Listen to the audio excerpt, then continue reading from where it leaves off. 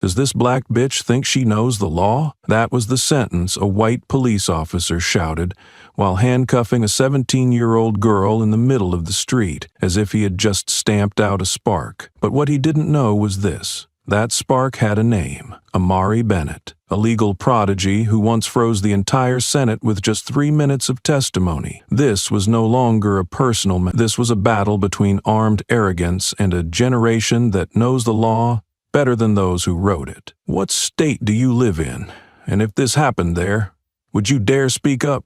82nd Street and Hill Ridge is the kind of place where gleaming white SUVs line the curb in perfect formation, where every tree bed is trimmed like a military parade, and where a black girl standing alone with a heavy backpack is far too out of rhythm not to be noticed. She wasn't dressed sloppily, wasn't wearing headphones, and wasn't on her phone. She was just standing there, reviewing her exam checklist and holding tightly onto a thick gray book, the Constitution and the federal judiciary. That was the moment Eric Donnelly stepped out of his patrol car and looked at her as if he were seeing a system error that needed to be erased. "What are you doing in this neighborhood?" he asked, his voice not loud but sharp enough for a couple walking their dog nearby to turn around. Amari looked up, her eyes showing no fear, only a chilling calm that seemed far too composed for a 16-year-old being questioned in the heart of a white suburban enclave. "I'm waiting for the bus. The stop is 2 blocks away." The reply was direct, clear, and normal enough to give no one a reason to interfere. But Donnelly nodded like he had just heard something criminal. "Let me see your backpack," he ordered. No reason given, no rights read. Amari clutched her bag for 1 second, then slowly unstrapped it, placed it on the ground, and opened it compartment by compartment like someone used to living by the law. But Donnelly didn't wait. He snatched the backpack, flipped it over, yanked the zippers wide open, and dumped every notebook and book onto the blistering concrete in the middle of June. The book she was holding slipped from her hand, rolled through a shallow puddle, and fell open on page 62, the page with the Fifth Amendment printed in bold. A breeze flipped the page slightly, like a small hand raised in a marketplace to stop a slap before it landed. A packet of white powder appeared neatly beneath the book's spine, so perfect it was laughable. "What the hell is this?" Donnelly feigned surprise, lifting the zip bag for the hidden patrol car camera to catch. "Hiding drugs inside your law book? That's creative." Amari still said nothing. She just bent down, picked up the book, smoothed out the cover, and looked straight into the body camera on his chest. "Fifth Amendment," she said clearly. "I invoke my right to remain silent." A middle-aged man pedaled by on a bicycle, stopping when he saw the scene.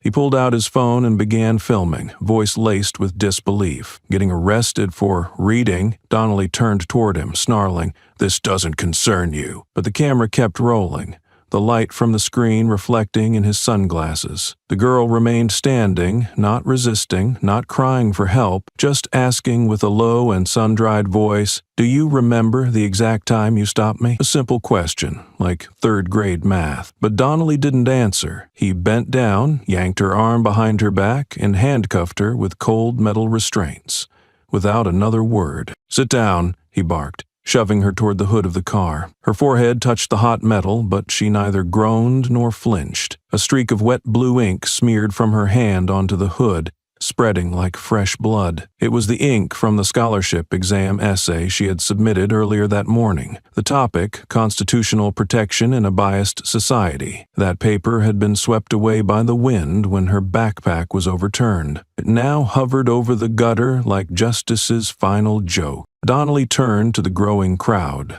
some of whom had pulled out their phones. "Move along.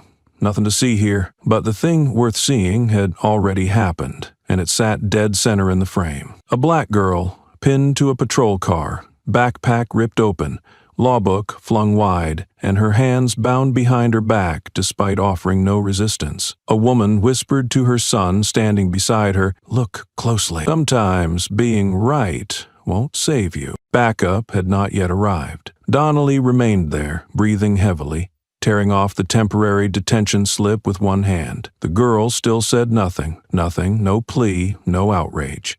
Only her eyes moved, scanning each onlooker, as if memorizing the face of every witness. In that moment, the city seemed to fall silent. No sirens, no birds, no wind, only the silence of a system tightening its grip around a child with the excuse, "She's not one of us." A second officer finally arrived. He asked, "What's the charge?" Donnelly stuffed the white powder into a Ziploc bag and replied flatly, "Drugs. Intentional possession." The officer glanced at the girl for a moment, then nodded without checking further. That was the procedure. That was routine.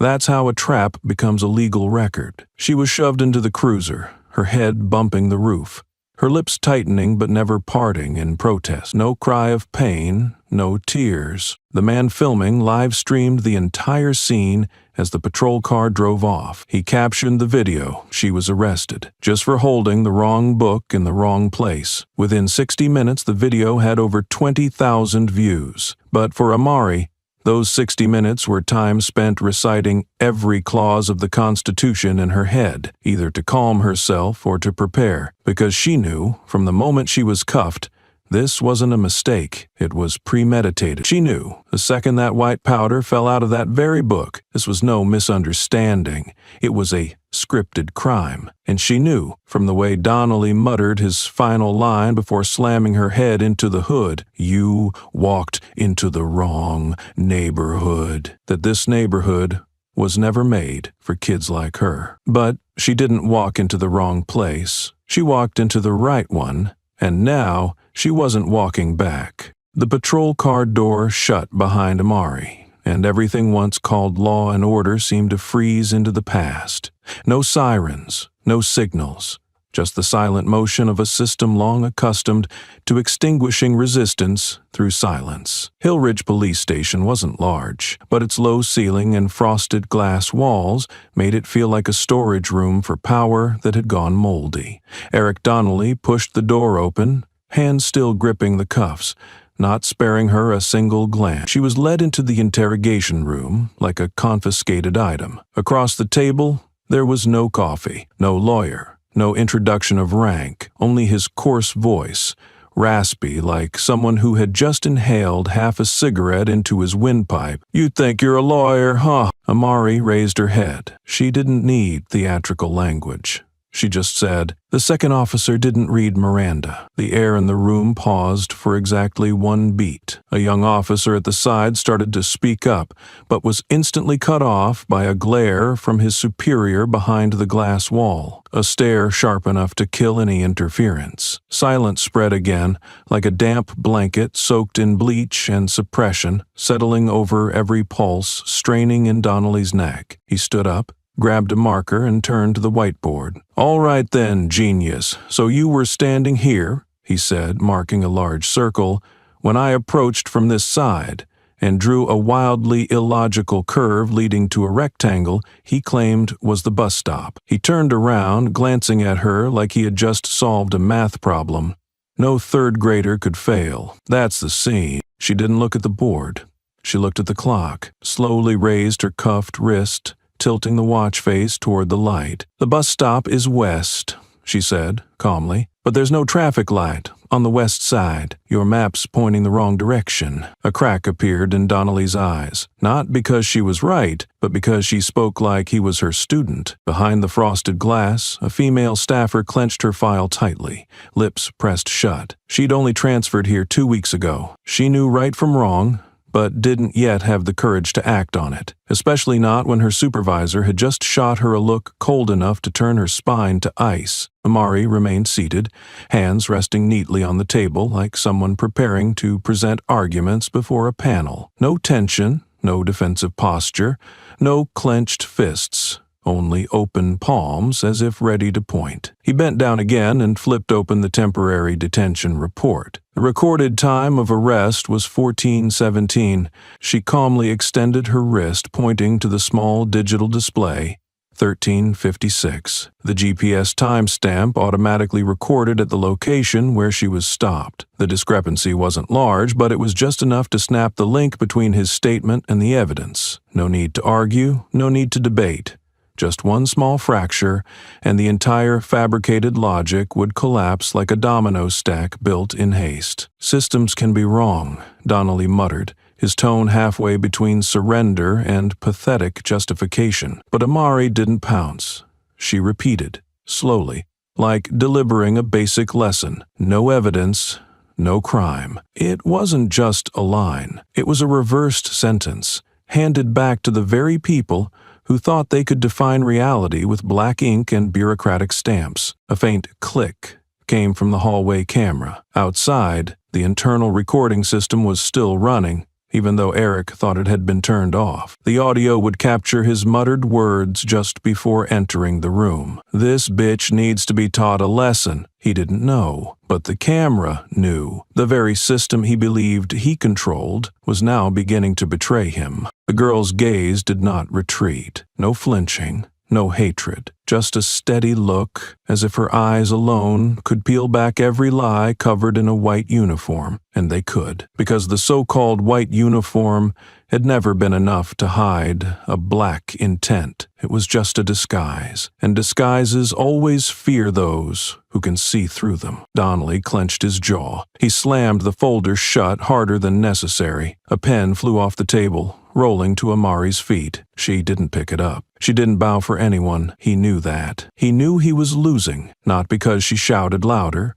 not because she had a weapon, but because she had the law, and law, when paired with intellect, is the one thing a uniform can't tear apart with violence. The interrogation ended without a statement. No signatures, no official warrant for questioning. Only shamelessness wrapped in a few feeble justifications and a smile as thin as a rusted blade. Amari was taken to a holding cell without any formal detention order. But she wasn't panicked. She didn't ask the time. She didn't call a lawyer. She simply looked through the glass, where the late afternoon sky cast shadows over the city, like a filthy blanket being pulled up to cover the corpse of a society beginning to rot from the inside out. Courtroom 4 of Hill Ridge City Hall wasn't large, but the laughter from the judge's bench when Amari stood up to request the right to represent herself rang so far down the halls that people might have thought someone had just cracked a joke at a funeral. "Who does this little girl think she is?" Teenage Ruth Bader Ginsburg. Judge Stephen Mallory leaned on one hand, his voice thick with cigarettes and prejudice. The people in the room laughed, not because it was funny, but because they were allowed to. That was the kind of temporary privilege a man in a black robe could grant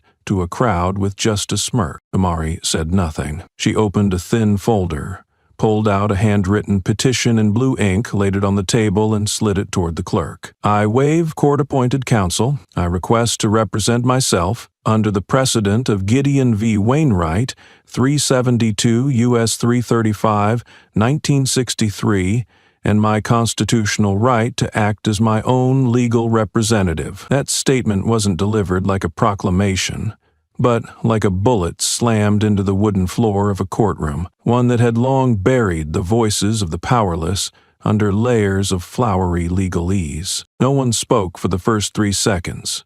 Then the court-appointed attorney, a middle-aged white man in an oversized suit, lowered his glasses and muttered just loud enough for the mic to catch, "I've never seen a student like that." In the back, a retired lawyer quietly leaned back and whispered to the person next to him, "This girl, she's not playing." A 16-year-old girl, with no mic, no protection, no standby attorney, stood alone in a room full of half-believing eyes and ceiling lights cold as unspoken verdicts. "I was taken into custody without being read Miranda," she said, eyes fixed on the prosecutor. "The arrest report lists the wrong time. The hallway camera captured a statement that violates conduct standards, and most of all, the crime scene diagram is drawn in the wrong direction, in the wrong location, and lacks any direct physical evidence." Her voice was steady, no inflection, no pleading, no bitterness. It was like the sound of a hammer driving nails, each strike cracking the fake mask a system wears to call what it does justice. The prosecution did not respond. Eric Donnelly leaned back in his seat, lips pressed tight, cheeks flushed, hands clenched so hard they went pale. He had faced down hundreds of defendants, thieves, addicts, furious resistors, wild brawlers, but none had ever made him sweat in a courtroom like a girl who carried a law book instead of a blade. She went on, hand still steady, gaze unwavering. I will now present 3 fundamental legal principles. First, the Fourth Amendment protects citizens against unreasonable search and seizure. Second, the Fifth Amendment, protection against self-incrimination. And third, the Sixth, the right to a fair and public trial. She didn't need to look at notes. She knew every line by heart like the way home. From the back, a few people began pulling out their phones to record. They no longer saw just a black girl. They were witnessing something dangerous to those who had long wielded power without being questioned, a citizen who knew the law and knew how to demand the law protect her. Judge Mallory leaned back, tapping his pen against the brass nameplate. "Young lady," he said, his voice like a blade pressed into raw flesh, "do you think this is a courtroom or a kindergarten?" The sentence landed like a slap, but no one clapped. No one laughed anymore, because everyone was beginning to realize that it was he, not her, who was play-acting in a courtroom where the scales had never been balanced. Amari didn't argue. She just looked straight into his eyes, her voice hard and honed. "I don't think. I know." That was the sentence that made those holding cameras tighten their grip, made the clerk stop typing mid-stroke, made Donnelly glance around, searching for solidarity, only to meet eyes that were either silent or averted. In that atmosphere, no one could see clearly how the sunlight outside was shining onto Amari's neatly braided black hair, but they could feel its weight, like the sky itself was bearing witness to a protest that didn't need to scream, an accusation that didn't need fists, and an earthquake sparked by the pure intellect of a girl dismissed the moment she dared to stand inside the system without bowing. Amari's words, "I know," still echoed quietly in the minds of many as she was escorted back to the holding cell after her first hearing. But to know, and to dare say "I know," in a place where people always tried to convince her she knew nothing, there had to be a place that once taught her that truth. Not a classroom, not a church, but a home, where no one read fairy tales before bed, where there were no teddy bear nightlights, no music boxes or dolls in pink dresses. Instead, the walls of that house were covered in printed case law from an old desktop printer, edges trimmed precisely, posted straight, not tilted by even a fraction, like sacred murals warning of survival. A house where wall corners weren't used to hang pictures, but to hang full articles of the Constitution, laws not for display but for defense. Her father, Captain Malik Bennett, was once a military legal officer in the United States Army, a man whose voice was as warm as southern redwood, who always wore shoes polished like mirrors and uniforms as if they had never wrinkled. But behind that disciplined exterior was a mind sharp as a bayonet and a spine that bowed before no rank. He had investigated a series of violations in internal budget allocations and died in an investigative accident with no witnesses, no camera footage, and no evidence, the report stated, slipped while exiting the evidence storage. But Amari knew well, men like her father didn't slip. He walked by the principle, not by the heel. His death left behind no will, no inheritance, only an old USB drive hidden inside a torn-spine copy of the Federal Procedure Handbook. She found it at 13, when the book fell from the shelf after a sudden gust of wind. Her mother, Miriam, was a librarian at a small public library on the east side of the city. She never taught Amari lullabies, never told her the story of a mermaid who lost her voice. She taught her how to distinguish between precedent and assumption, taught her that the law wasn't something to fear, it was something to face directly. Study law not to win, she would repeat the words left behind by her husband, but to survive. Because in a world where skin color determines presumption, where gender defines position, and where every small mistake could become a life sentence, the law is the only thing that lets you stand upright without trembling. In her kitchen, There was no decorative menu on the wall. Instead, there was a faded copy of the Fourth Amendment, printed on yellowed paper, taped with brown packing tape, its corners curled. By the window was a neighborhood map with red ink markings showing areas with a history of baseless arrests. On the dining table, where salt shakers and fresh flowers might sit in other homes, was a small wooden shelf packed with closed case files underlined in blue ink. This precedent could save a child's life. They ate beside the law. They conversed through case law, and they lived as if every sentence of the Constitution was blood coursing through their veins. Amari wrote a protest letter to the school board when she was just 13. The issue seemed small. Her grade had been lowered due to excessive argumentative behavior. Her history teacher disliked that she challenged textbook narratives, citing independent sources to counter the idea that slavery was an inevitable part of American economic development. She didn't yell. She didn't insult. She wrote a 3-page essay, supported with academic references, and framed it with legal precedent, Brown v. Board of Education, and submitted it with a cover letter to the school oversight board. The result? Her grade was reinstated and the teacher was reassigned. Amari's name appeared in the internal bulletin with a note. She knows the law better than the principal. But truth didn't always guarantee fairness. Her mother was once dragged out of the library simply for opposing the removal of books on racial injustice. A group of white parents wanted to pull the new Jim Crow from the children's section, claiming it was too political and incites resentment. Miriam resisted. She organized a community discussion, inviting both students and parents. 3 days later, she was suspended for inciting political tension in a public space. No lawsuit, no hearing, no chance to speak. That was the first real lesson Amari learned about what people called freedom of speech. Amari's room had no wallpaper, only a whiteboard. On it, she wrote in permanent marker, "I am not from a family of law. I am the law born into the body of a child denied the right to breathe." Beneath it was a list of cases she self-studied, constitutional clauses to memorize, and common procedural errors police often made during unlawful arrests. She studied the way others breathe, not because she enjoyed it, but because she had to. No one in her neighborhood knew that the girl with the braids once sat reading her father's case files until 2 in the morning, underlining every line with a dim desk lamp and dry tears. No one knew that the first time she found her father's USB, she didn't open it right away, but held it against her chest, as if afraid that turning it on would unleash a truth so painful it might keep her from ever standing again. And no one knew that she had taught herself how to exist in a world where people train you to obey before you ever learn how to say no. Mari didn't know who would step into her life next, an ally or an adversary. But she knew this much. The house without fairy tales had prepared her to face a world where magic didn't exist.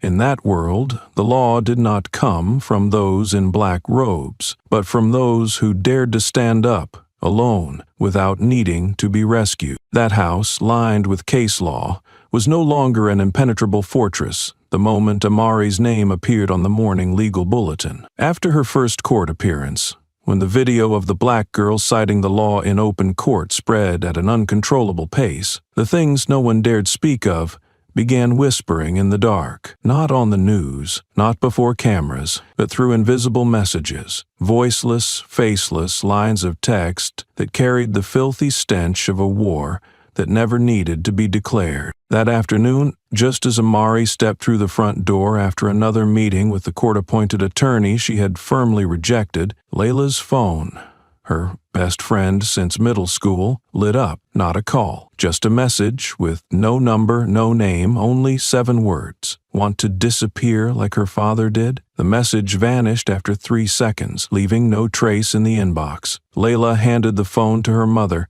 her hands shaking so badly she nearly dropped. Her mother called the police, but they only asked one question before falling silent. "Which girl's case is your daughter involved with?" Then they hung up. That was the first time Layla understood. The system wasn't coming to protect, especially not when the one being threatened was a friend of the girl making the system tremble. That night, a video surfaced on an anonymous YouTube channel. No effects, no music, just raw footage from a military internal hearing a decade ago. Omri's father, Captain Malik Bennett, was seated between three men in high-ranking uniforms. His voice was calm but granite hard. "I believe if I continue this investigation, I'll uncover a connection between our unit's budget allocations and a local police group." One of the men flinched, interjected, "Bennett, you're overstepping." He replied, "My limits are defined by law." The video faded out with no conclusion, but at the very end, one thing was clear. The man seated at the far right of the table, the internal affairs officer, was none other than Eric Donnelly, back when he still held the rank of lieutenant. Mari said nothing while watching the video. She simply opened the old USB drive, checked the creation date of the file. It matched the day her father died. No one could fake something left behind by the dead. She knew then she had touched something far larger than a wrongful arrest. Later that evening, her mother noticed something strange. The home security camera system had shut down. The cables were connected. The lights were still on, but the data logs between 1300 and 1430, the window during which Amari had been arrested, were entirely blank, as if those moments never existed. Amari didn't panic. She didn't cry. She didn't pound the table. She simply stepped back, opened her laptop, and launched the secondary log system her father had installed years ago. She knew the primary could be wiped, but the backup, and only she knew the password to it, and just as she'd suspected, it was all there. The footage of her standing in the street, shoved against the patrol car, the book flying open to the Fifth Amendment, the white powder sliding out from the book's spine. Everything had been recorded, not in blood, but in data. A quiet boy from school, Zion, once suspended for tampering with attended systems, found her after class. No small talk. He placed a USB on the desk. "I recovered the original log from the school cameras on the day you were arrested. Someone tried to erase it, but they didn't erase everything." The screen showed jumbled code, and tucked between the chaos was an internal chat message. "Handle that girl." It was sent from an internal IP address tied to a workstation at the local precinct. At the exact moment, the cameras were shut off. No names, no signatures, just that one line. But to someone who knows the law, that alone was enough to prove this was no longer a procedural mistake. This was a plan. An anonymous Twitter account, profile image, a strip of black duct tape, handle. Silent witness. Sent her one message: never trust anyone wearing a name tag. Attached was a redacted internal memo. What chilled Amari wasn't the content. It was the placement of the official seal. It sat precisely in the area her father had once exposed as the records forging hub used to conceal overreach. Every connection, every line of text, every system log. It didn't come from one person. It came from a system, and that system had begun to realize this child wasn't here to beg for mercy. She was here to blow the lid off. The clip of her arrest, filmed by a bystander's phone, was shared thousands of times on Reddit, especially in the police overreach exposed community. One prominent user posted, "Black girl self-represents, cites the law, exposes misconduct." But what gave me chills was her eyes, staring into the camera, like she was memorizing every face that laughed while her wrists were being tied. On Black Twitter, the video was paired with a photo of her father in uniform and the caption, "He once stood for the law. Now she stands for the truth." Over 1 million shares. But for Amari, going viral wasn't the goal. Being seen wasn't a victory. Truth doesn't need an audience. It just needs light, and she understood this well. Light doesn't come from a single courtroom speech. It comes from dragging out every hidden bolt in the system, every buried message, every suppressed log, every whispered word behind closed doors, and exposing them not with tears, but with evidence. That night, as the house settled into stillness, Amari sat alone at the wooden table, opened her father's files one by one, combed through every line, marking each case that mentioned the name Eric Donnelly, not for revenge, not for payback, but to prove one thing. If they once believed darkness could kill the light, this time the light would unmask that darkness. The night before the second hearing, Amari didn't pray. She didn't write in a journal. She simply printed out 5 copies of her state's arrest procedure statutes, marking in red the procedural violations she had identified in her own case file. She knew that in the morning, no one in the courtroom would want to hear her speak, but she didn't need to be believed. She needed to be heard. That morning, as light poured through the courtroom windows of courtroom 4,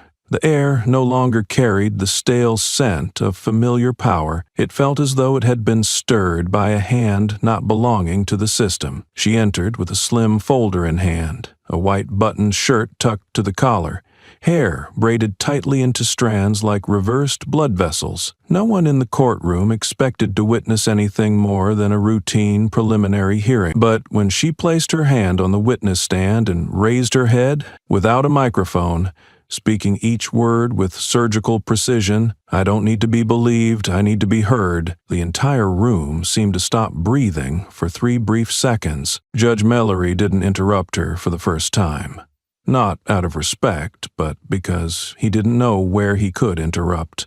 When every syllable she uttered was a complete and self-contained structure of exposure. The arrest report logs the detainment time as 14:17. She held up a 2-page photocopy. But the GPS data from my watch, a device legally accepted by the state as supplemental evidence, shows the stop occurred at 13:56. This discrepancy is unaddressed in the initial investigation, violating Section 20 on 7B of the State Penal Code. Her words drove into the courtroom floor like steel nails into rotting wood. In the gallery, an elderly man, a retired attorney of 40 years, began taking notes with a blue ink pen. His hand trembled slightly, but the strokes were firm as cold-forged steel. Amari didn't stop. She turned to the second page, presenting a comparative chart of the patrol car's video retrieval process. Dashboard camera footage, under Departmental Regulation 17.3,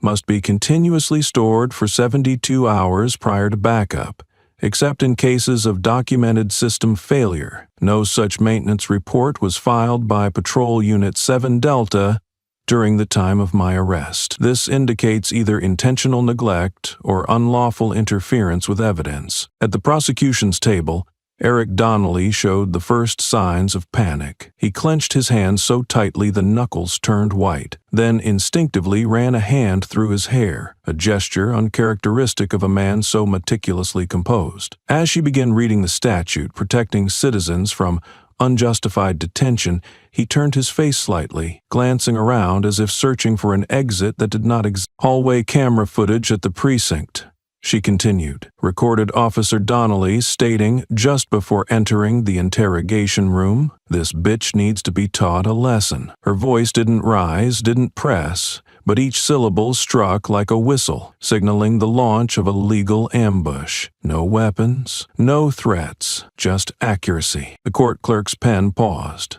The judge's pen halted mid-stroke, precisely as she cited the procedural failure to provide legal oversight during the detainment. Judge Mallory slowly looked up, his gaze meeting hers for the first time, not with the air of bestowing authority, but with the wariness reserved only for those capable of setting precedent. A small legal blog began circulating just after recess. Black girl makes white cop go silent. The post was published on a normally overlooked local legal site, but this time it spread, not because of the writer, but because of the subject. In the photo, Amari stood at the witness stand, one hand gripping a statute, the other holding her folder, her face taut with purposeful silence. Behind her sat Eric Donnelly, collar askew, eyes vacant like a man lost inside a storm of reason. Amari closed the folder. She didn't thank the court, didn't bow. She said just one thing before leaving the stand. The law isn't meant to intimidate. It's meant to prevent fear. That sentence fell like a weight into the core of a system long accustomed to wielding law as a tool of suppression. Now, it was being used against them, not to punish, but to block those who wear the title of protector while tearing it down from within. Eric stood. He meant to speak, but no sound came out. For the first time in 20 years of service, his hands trembled as he prepared to speak. Sweat soaked the back of his collar. His steps faltered as he returned to his seat. His eyes scanned the courtroom, searching for even a single look of solidarity from his peers. But all he found were bowed heads, not in shame, but in fear of being dragged in. When Amari sat down, she didn't exhale heavily. She didn't smile. She simply curled her hand into a fist in her lap, tight enough to feel the beat of her own heart. No one applauded, no one cheered, but from the far corner of the room, the old retired lawyer rose and gave a slight nod. He said nothing, just a nod, as if to confirm he had just witnessed a moment of history. The first time a black girl stood in a white courtroom and made the law breathe again through her own voice. When Amari stepped down from the stand, the courtroom had yet to regain its natural rhythm of breath. But the system does not wait for anyone to breathe. It began shifting silently, moving like a fever simmering within the body of a patient, still smiling at the cameras. As soon as the hearing adjourned, in a meeting room just a few blocks away, men in gray suits sat around a marble table and started a conversation with no recording, no minutes, but one silent witness, an investigative journalist who had once followed the suspicious death of Captain Malik Bennett. A mini recorder had been planted beneath the wooden seat, exactly where Eric Donnelly sat. His voice came through slow and bitter, like poison steeped too long in warm water. "That girl's not gonna stop. She's digging all the way down. I know that type, just like her father." A fellow officer to his left responded, voice dry and cold as a sentence being handed down. "Well, her father's dead, isn't he?" No one laughed, no one objected. Only a silence, longer than necessary, hung in the air before the legal advisor. A woman with frizzy hair and tortoise-shell glasses released a line that nearly made the recorder vibrate. "This girl knows what we've been trying to bury." At the police station, in the basement records room accessible only by commanding officers, a copy of Captain Malik Bennett's personnel file suddenly disappeared. No alert, no access log, no trace of intrusion into the system. But the truth was, it was no longer retrievable in the database. When the archivist was asked, she stammered, I've never seen it." But the hallway camera, a relic thought to be outdated, captured footage of a masked man in a baseball cap entering at exactly 2 a.m, a time no one was officially scheduled to work. The next afternoon, Amari's mother received a package with no return address. Inside was an old leather-bound notebook, faded and worn. On the first page was a familiar line. "If you're reading this, it means the truth still has a chance." The signature beneath was her father's. The notebook contained fragments of his unfinished investigative journal, detailing day-by-day observations as he tracked unethical activities between military officers and civilian police networks. The names inside were no longer unfamiliar. Among them, Eric Donnelly. Some entries were hurried, scribbled at odd angles, clearly written while driving or hiding, but every line blazed like silver bullets, aimed straight at the system that had killed him. In the command room of the city police department, the police chief, who had signed off on Amari's arrest without question, watched the full footage of the detainment. He said nothing for the first 4 minutes, but at the moment the girl lifted her wrist to show the time and recited legal code in the middle of the street, he set his pen down, leaned back, and sighed. She knows exactly what she's doing. At a media office contracted with the department, a crisis meeting was underway. Amari's image was spreading too fast, beyond containment. One advisor, rubbing his forehead with bloodshot eyes from a sleepless night, proposed, "We need to make this girl look radical, attach a narrative of resentment, suggest that her father had political ties or was involved in an activist group. Destroy the image before it becomes a symbol." No one disagreed. No one asked ethical questions. In that room, images weren't reflections of truth. They were shields to hide it. Eric Donnelly received news he'd been recorded while standing in the parking lot after the meeting. He slammed his hand onto the car hood, leaving a dent. Sweat pooled at his temples. His hands trembled so much that he couldn't get the key into the lock. He pulled out his phone to call someone at Internal Affairs, but hung up mid-dial. He knew the more he called, the more he revealed. The more he spoke, the more he could be heard. And this time, he wasn't controlling the recorder. The recorder was beginning to control him. A phone call from an unknown number rang the main office of the police department. The deputy chief's assistant picked up. On the other end, a male voice, deep and firm. "This is the Office of Special Investigation, FBI. We need to meet immediately with legal representation regarding Eric Donnelly's personnel file. There are signs of misconduct tied to a chain of activities dating back to 2014. Please do not disclose this communication." No further explanation. The call ended. Not a warning, not a request, just a notification, and the system began to feel the tightening grip, not from the outside, but from within. Amari knew nothing of the meetings, the slammed fists on tables, the files pulled from drawers in the dead of night, the deleted emails, still lingering in server caches. She only knew one thing. When someone like Donnelly starts going silent, it's not because the truth is still hidden, but because it's beginning to take shape. She continued taking notes, quoting statutes, and reviewing her father's records. She didn't know the faces of those sitting in the dark. But every step she took made that darkness blink. And when darkness starts listening, it's no longer a safe place for those who live by lies. Night fell like a thick velvet curtain. But in Amari's house, darkness was not the most frightening thing. It was the silence, slipping into every wooden crack, every corner of the table, every breath, that made closing one's eyes impossible. After everything she had said in that courtroom, after the evidence laid bare before the public, after the look in Eric Donnelly's eyes, lowered not from remorse, but from fear, tonight was the first night Amari would not sleep. Not because she was weak, but because she was remembering. Her father's files were still there, spread across the old table.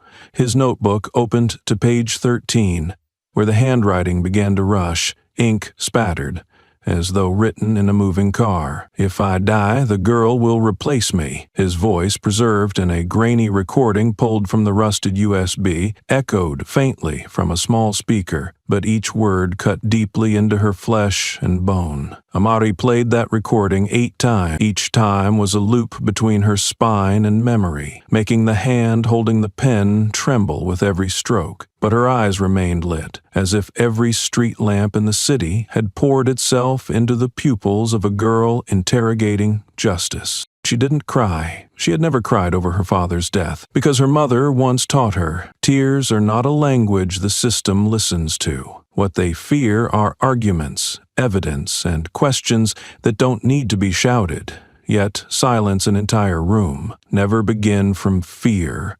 Her father had once written in the letter he left behind. No poetry, no philosophy, just instruction, like the way he once taught her how to cite laws, how to outline a case, how to see through a verdict written in collective silence. Her mother stood at the kitchen door, eyes on the backyard, where the streetlight cast a shadow of someone retreating from the wall. She didn't speak until she was sure they were gone. Then she locked the door, softly, as if not to wake the memories that had slept in this house for 8 years. "You're not here to avenge," she said, eyes fixed on the lock. "You're here to live as if they never twisted you." A simple sentence, but it struck Amari's chest like a declaration. Her father died for being right. She was alive to make sure that rightness was never buried again. On the table, beside the files and notes, were 7 small slips of paper,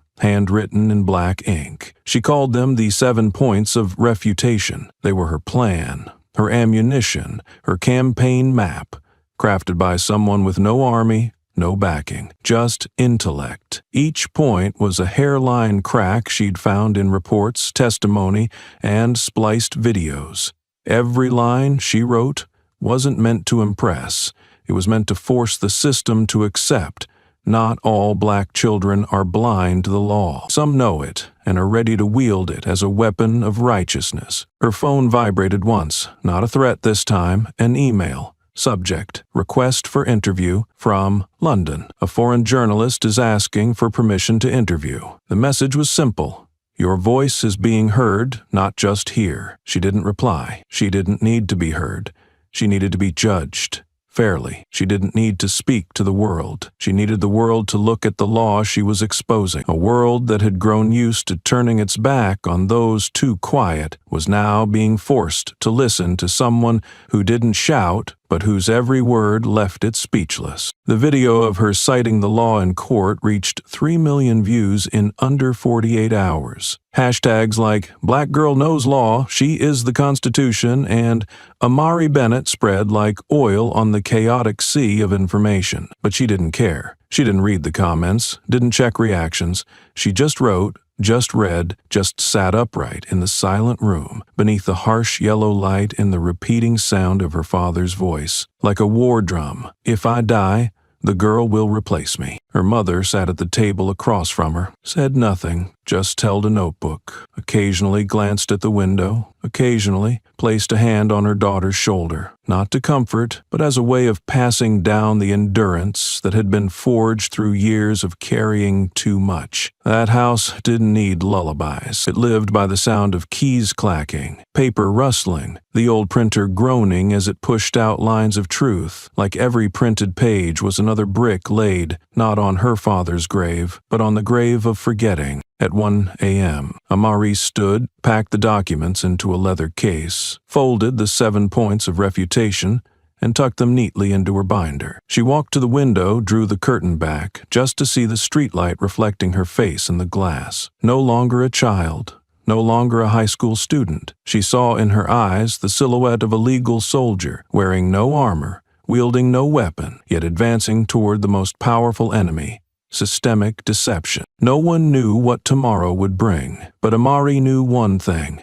She would not tremble. Not because she bore her father's name, not because his blood ran in her veins, but because his voice still echoed in her ear, like a declaration that would never expire, never begin from fear. And she, tonight, wasn't beginning. She was continuing. No one really slept after that night, but when Amari stepped into the courtroom for the 3rd time, the system still pretended everything was under the old order. Judge Mallory sat straighter than usual, his collar perfectly aligned without a single stray thread. The prosecutor no longer looked at her with contempt, but with a chill-inducing caution. Eric Donnelly had arrived early, holding a stack of documents misaligned at the margins, dark circles sunken deep beneath a layer of concealer, masking exhaustion. But Amari's eyes didn't stop on him. Today she wasn't here to prove she was right. She came to expose who was wrong. She opened her file and placed it on the stand. The hearing began. "Before this court," she said, her tone steady but forged like tempered steel, "I present a comparison of the incident scene map provided by the prosecution with the actual layout verified by geospatial data and satellite imagery dated June 17th. She held up 2 printed documents, one from the police department, one from publicly available satellite data. The discrepancy was clear at the intersection where the arrest took place. The prosecution's map misidentified the street orientation and misplaced a convenience store by nearly 50 meters. A seemingly minor inconsistency, she continued, eyes sweeping across the room, but in criminal law, an error in location alters the movement trajectory, and without a clear foundation to define the suspected action, all charges become speculative. The prosecutor opened his mouth, but said nothing. The court clerk reached to adjust the microphone. A journalist in the 3rd row quietly pressed record. Amari turned, stepped down 2 steps, and faced the witness stand where Eric Donnelly sat stiffly. She didn't shout. She didn't shake. She simply said, "Do you remember me from when you destroyed my father's case?" The question was not just a challenge. It was a knife, slicing through the wall of silence the system had built for 8 years. The room fell still. The only sound was the ceiling fan creaking, like it was tearing open a mask of morality. Eric looked at her, his face drained of color. I didn't know your father." The words came out reflexively, but no one in the room believed them. She didn't argue. She didn't protest. She opened her file and pulled out an old fax. Yellowed paper, but the text was still sharp. She held it high, turning it toward the judge. "This is a document confirming that Lieutenant Eric Donnelly, then serving as internal liaison, signed to receive an investigative report submitted by Captain Malik Bennett on September 14th, 8 years ago." No one laughed. No one clapped. Only the camera shutters clicked, echoing like a heartbeat monitor, tracking a system entering cardiac arrest. Eric leaned forward, about to speak, but the prosecutor placed a hand on his, light enough to feel like a warning. They all knew. Every word uttered now could be the grave of any future defense. The courtroom buzzed. A law student in the back row, live streaming the hearing, whispered into his mic, "This trial belongs in textbooks." Social media lit up. On Twitter, the hashtag #RememberMalik reappeared, paired with images of Amari's father in uniform, his solemn expression seeming to gaze at the very truth he had spent his life trying to expose, a truth wrapped in uniforms and sealed in warrant. The facts wasn't the end. Another name emerged in the file, Janine Holloway, a former witness in her father's case who had retracted her testimony, citing psychological stress. Next to her name in the margins was a note, "Threatened, no capacity for protection." The courtroom froze. A man in the back row pulled out his phone and texted a former classmate. "The girl just exposed an entire chain of internal misconduct. This isn't child's play." Judge Mallory, who had been trying to maintain neutrality, raised his hand for the first time, lightly tapping his gavel and calling a 15-minute recess. But the reason he gave wasn't lengthy proceedings or witness fatigue. It was, "The hearing is triggering unforeseen public response," a different way of saying public pressure was tightening the noose around the necks of those who once thought themselves immune to consequence. In the private break room, Eric stared into the mirror. He no longer saw an officer, just a gaunt man with hollow eyes, trembling hands, and a wrinkled collar. The reflection showed him something he never thought he'd see, not a defendant, but someone being judged. He raised his fist and struck the mirror. The crack split from his forehead outward, like fractures spreading through whatever conscience he still had, if he had any left. Amari sat alone on the bench, the window casting a slanted ray of light across her face, dividing it in two. On one side, a 16-year-old girl still growing. On the other, the shadow of a woman forcing an entire system to re-examine its every word. She said nothing.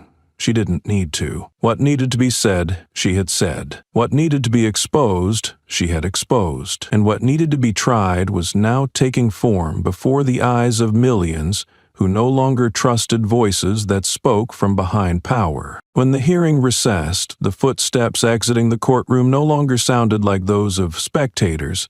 They echoed like the faltering pulses of an overloaded machine. The system was not built to be questioned. It was designed to judge, not to be judged. But that morning, it was Amari, a 16-year-old black girl who made it sit in the defendant's chair, and no one dared object. After everything she had cornered Eric into hesitantly admitting, no one could still believe it was just a misunderstanding. And when silence can no longer kill intelligence, people begin to understand. Some children aren't born to bow their heads. They're born to make others lower theirs. She didn't go home right after court. She went to the old library where her mother worked.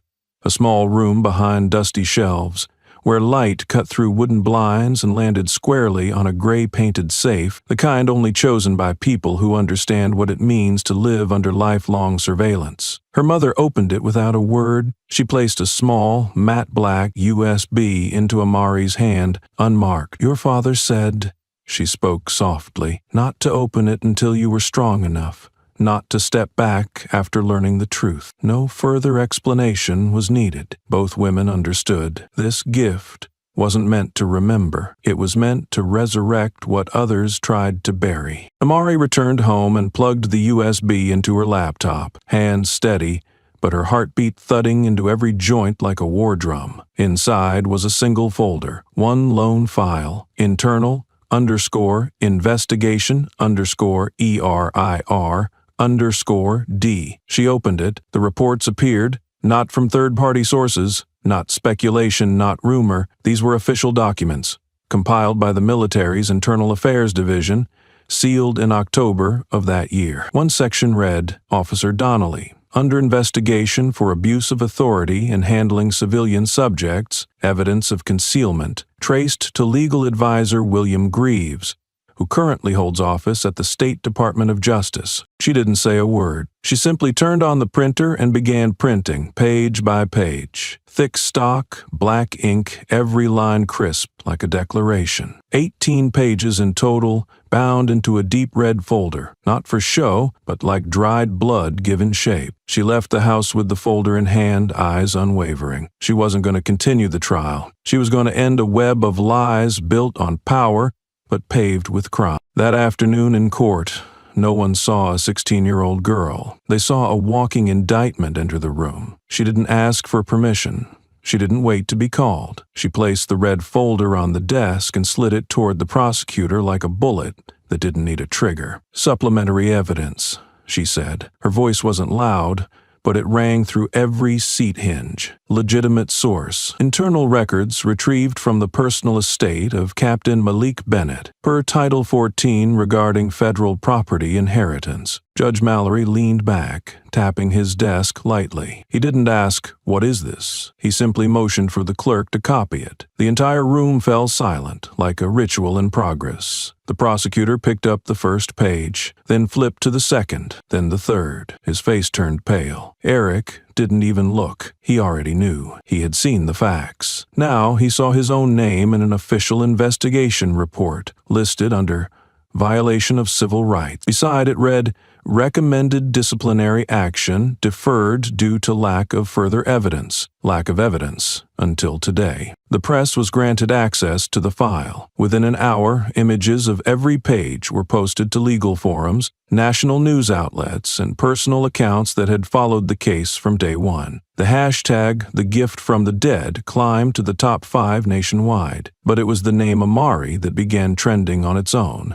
A renowned journalist wrote, "I've been floored by brilliance like this before, once in a criminal law class at Yale. Today, I saw that same fire in a girl, too young to vote, but more than ready to re-educate the very system she's still expected to survive." A retired judge, one who had been present in the case Captain Bennett investigated, sent her a handwritten letter. "I stayed silent when I should have spoken. Today, after seeing you, I understand. Some people aren't born to ask whether the law will protect them. They are born to make the law into something that makes the guilty too ashamed to lift their heads." The letter was written in blue ink, the handwriting crooked but unmistakably deliberate. Her mother folded the letter and stored it on the shelf, as if engraving her father's name into public memory in a way no court record ever could. As the hearing reached its close that day, Amari was asked to make a final statement.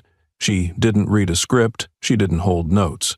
She stood tall, eyes fixed on Eric Donnelly, the man who once thought he would live and die without ever being charged. She said, "I didn't study law to argue with you.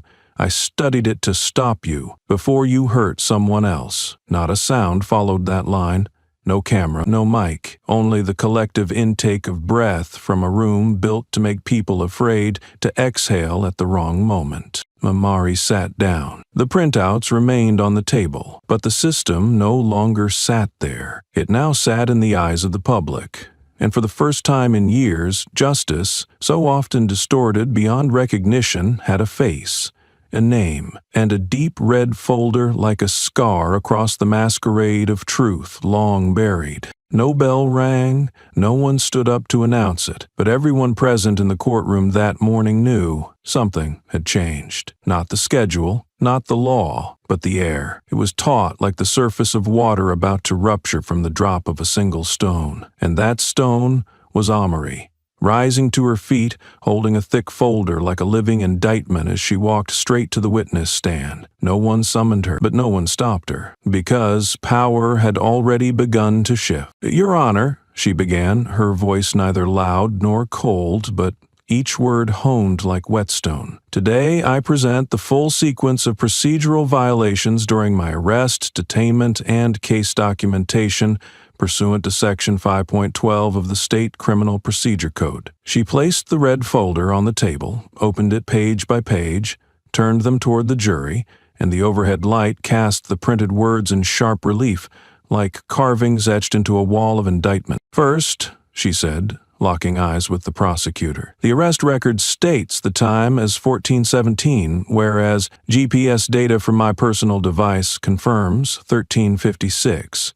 No proper explanation was provided. Under the law, this discrepancy calls into question the legal basis for the detainment." A murmur rose from the audience. She didn't wait for it to settle. "Second, hallway footage inside the police station recorded the words, 'This one needs a lesson,' from the mouth of the interrogating officer. Violating the principle of neutrality during questioning, Eric Donnelly shifted slightly in his chair, hand braced against the table, but his palm had begun to sweat. She glanced at him, not to mock, but as if to signal. "Everything has now been dragged into the light." "Third," she continued, flipping to a color-printed diagram of the scene, the lines sharp and undeniable, "the incident map in the prosecution's file marks the scene at 4th and Main, while satellite imagery from the same time confirms the actual location at 82nd and Grant. A nearly 50-meter discrepancy is not a mistake." She paused, sweeping her gaze over the jury, the audience, the attorneys, the judge, as if to ask, "Have you grown so used to being wrong that you no longer recognize it?" No one answered. But the storm had already begun online. On Twitter, a live stream clip of her holding up the maps and citing statutes surpassed 400,000 shares. The media dubbed her the girl who cross-examines the system. On Reddit, thousands of comments exploded. "Never seen someone handle court like a lawyer while still in high school. She doesn't need a lawyer. She is the lawyer." Back in the courtroom, Amari stayed focused, unshaken by the public response. She raised her voice, not to assert dominance, but to give her words weight. "Fourth, under Section 3.18 of the Evidence Handling Procedure, conducting a search of personal property without a recorded inventory and without a third-party witness is a blatant violation, and under the law, all evidence collected in violation of procedure is inadmissible." She struck those last 3 words like a gavel on wood. From the witness chair, Eric froze. Sweat dotted his brow. He no longer twirled his pen like in previous hearings. He no longer interrupted. He was listening, for the first time, with genuine fear. Fifth, Amari stepped to the standing board placed at the center of the courtroom, an aid typically reserved for veteran attorneys. On it was a blown-up image of a fax signed by Eric Donnelly 8 years ago, confirming receipt of the investigative report from her father. "If he doesn't remember my father, then why sign the report submitted by the very man he claims not to know? I don't ask him to remember my father's fate. I ask him to remember what his own hand did." Her voice didn't shake. Her eyes didn't tear up. It was no longer a question. It was an accusation. Eric lurched forward, trying to object. But he froze mid-word, because Amari raised her hand to stop him, a simple motion that made the entire room drop silent. "I'm not finished," she said. 4 words. No threats.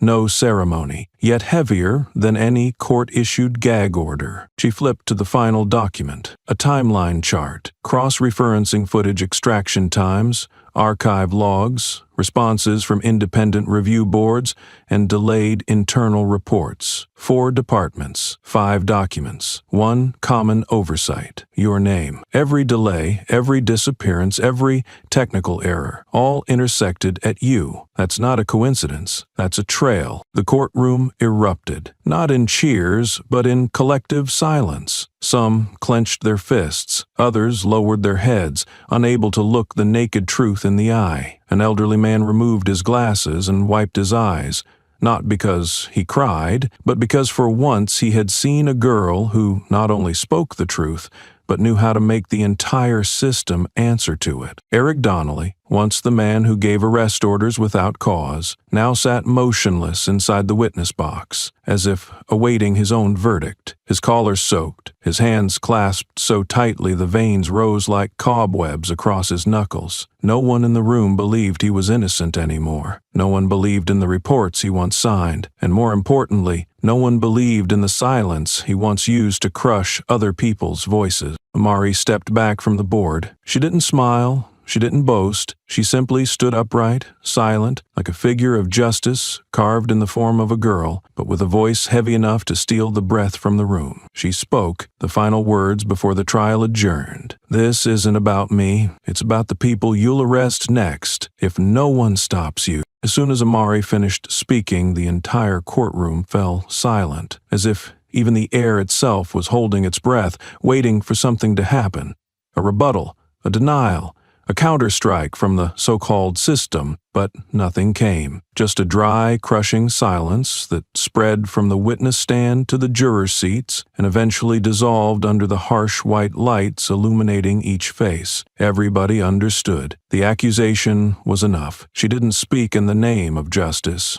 She was justice. And then, just when it seemed her presentation would conclude with a triumphant silence, a sound broke out from the spectator seats, not from the press, nor from supporters. It was the faint creak of a wooden chair on the floor. A man stood up, crisp white shirt, deep navy tie, tall frame, thick bones like someone used to standing at a podium, not begging for permission. He didn't ask to speak. He didn't raise his hand. He simply took one step forward and said in a voice that was clear and weighted, "I am the Associate Dean of the Harvard Law School. I confirm that Amari Bennett completed our entire pre-law curriculum at the age of 14. The statement wasn't a revelation. It was a reversal of judgment. A gavel crashed down on the wooden panel that had concealed the truth. The final bullet needed to pierce the last mask the public had placed on her, that of a trapped child, a pitied underdog, someone with no foundation to rip through the law with logic. Now everyone understood. She didn't quote statutes by chance. She didn't stumble upon violations by luck. She had been trained to dismantle the system from within its very framework. A female reporter dropped her pen. A lawyer in the second row gasped, "Oh my God!" In the corner of the room, the prosecutor tugged at his collar, as if the air had thickened, choking his throat. But none of that compared to the reaction of the one man who couldn't stand, Eric Donnelly. He sat frozen, face pale. His hands trembled beneath the table, gripping each other, as though he could tear the fear from his own skin. But he couldn't, because that one line, "She studied pre-law at 14, was a silent sentence in itself, declaring that everything unraveling now wasn't by luck, but by an intelligence far beyond his grasp. The professor continued, without drama, without embellishment. Each word he spoke carried the credibility of a world-renowned educational institution. She participated in our special remote learning program designed for students with exceptional legal reasoning aptitude. I personally graded her first essay. The topic, the power transition mechanism in biased systems, how law can compel an entire structure to bow. The courtroom went dead quiet. The man didn't look at Donnelly, didn't acknowledge the prosecution, didn't seek applause. He simply bowed his head slightly, as if quietly bearing witness to something that had been written long before this trial began. Amari didn't turn around.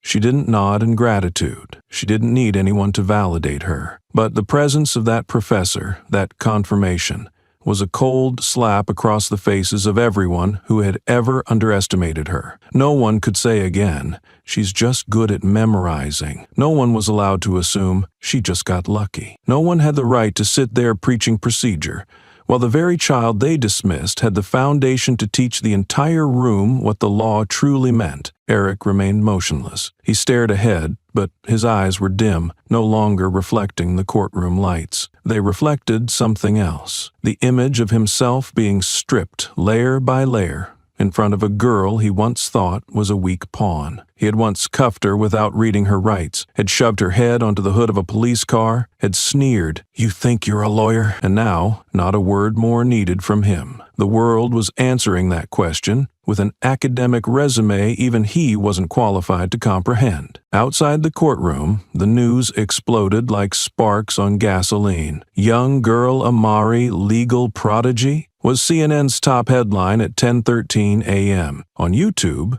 the clip of the Harvard professor's statement spread with the caption, "She didn't argue the law, she rewrote how it should be used." A renowned attorney posted, "This isn't just a teenager. This is refined knowledge. This is reasoning sharp enough to sever a police chief's collar." Judge Mallory sat still, his hand resting on his brass nameplate. In a rare moment, he issued no ruling, asked no procedural question. He simply sat, as if facing something that exceeded the bounds of his judicial role. Because the law, once something he thought he held in his hand, now stood before him, in flesh, in intellect, in the eyes of a young woman who no longer asked for permission to be heard. He was making the world listen. Amari bowed her head not to the court, but as a farewell to her father, because today, in this very courtroom, he was not only vindicated, he was fulfilled. Not by blood, but by reason. Not by tears, but by a voice that was steady, structurally perfect, not a single clause out of place. By her, the daughter the system once believed would be crushed inside the hollow machine of justice. But it was she, with bare hands and an unyielding mind, who had dismantled every gear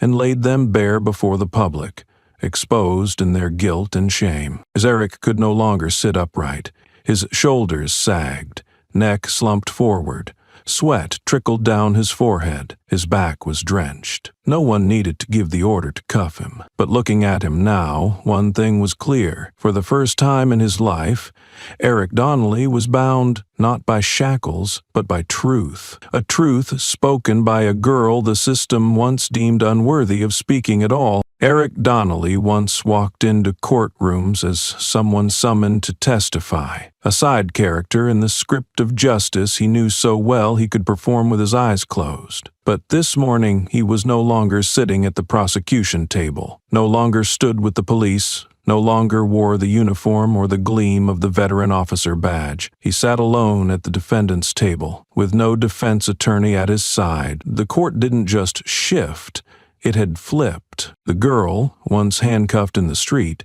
now sat on the plaintiff's side, as a witness and as the plaintiff herself, not armed with vague accusations, but with transcripts, statutes, and files signed by his very own hand. When the clerk read aloud the headline, "Criminal Case Against Former Officer Eric Donnelly for Violations of Civil Rights, Abuse of Authority, Evidence Tampering, and Perjury," there were no cheers, no applause, but the entire courtroom tilted toward the girl with braided hair sitting silently, as if they all knew that from this point on, this wasn't a trial. It was an unmasking. Amari didn't need to speak. The video did it for her. On the giant screen erected in the center of the courtroom, the footage played. Not on social media this time, not through leaked shares, but here, right in the place he once called home turf. He appeared, every facial twitch captured, every tone of voice. "You walked into the wrong neighborhood." Then the sound of cuffs clicking, books hitting the ground. Her voice quiet, Fifth Amendment. I remained silent. And finally, his voice snarling, "You think you're a lawyer?" Words once spat as humiliation, now played as irrefutable evidence. He didn't lift his head. He didn't dare look at the screen. His eyes stayed glued to the wooden table, as if by staying still, by keeping his head down, time might rewind. But it didn't. And for the first time, the one under cross-examination was him. Amari's lawyer stepped forward, voice sharp not with volume but with scalpel precision. "Mr. Donnelly, do you recognize your own voice in the video just played?" Eric swallowed hard, gave no reply. "Do you remember that the girl you called a tattered toy of the blacks is sitting here now? The one being protected by the very law you mocked?" The attorney didn't wait for a response. He turned to the jury. "And if any of you think this is just a standard abuse of power, let me ask, How many faxes, how many reports, how many internal documents were altered just to bury one arrest? A quiet wave of anger spread through the gallery. No one spoke aloud, but everyone understood this was a verdict for the organized silence. For the truth was strategically strangled, for a system that had grown too comfortable using titles to trample what is right. Amari did not look at him. She sat upright, hands unclenched, her calm. That's what made him tremble, because it didn't need screams, it didn't need fury. It just needed to exist as a living answer to everything he once believed he could bury with authority. The attorney continued presenting evidence.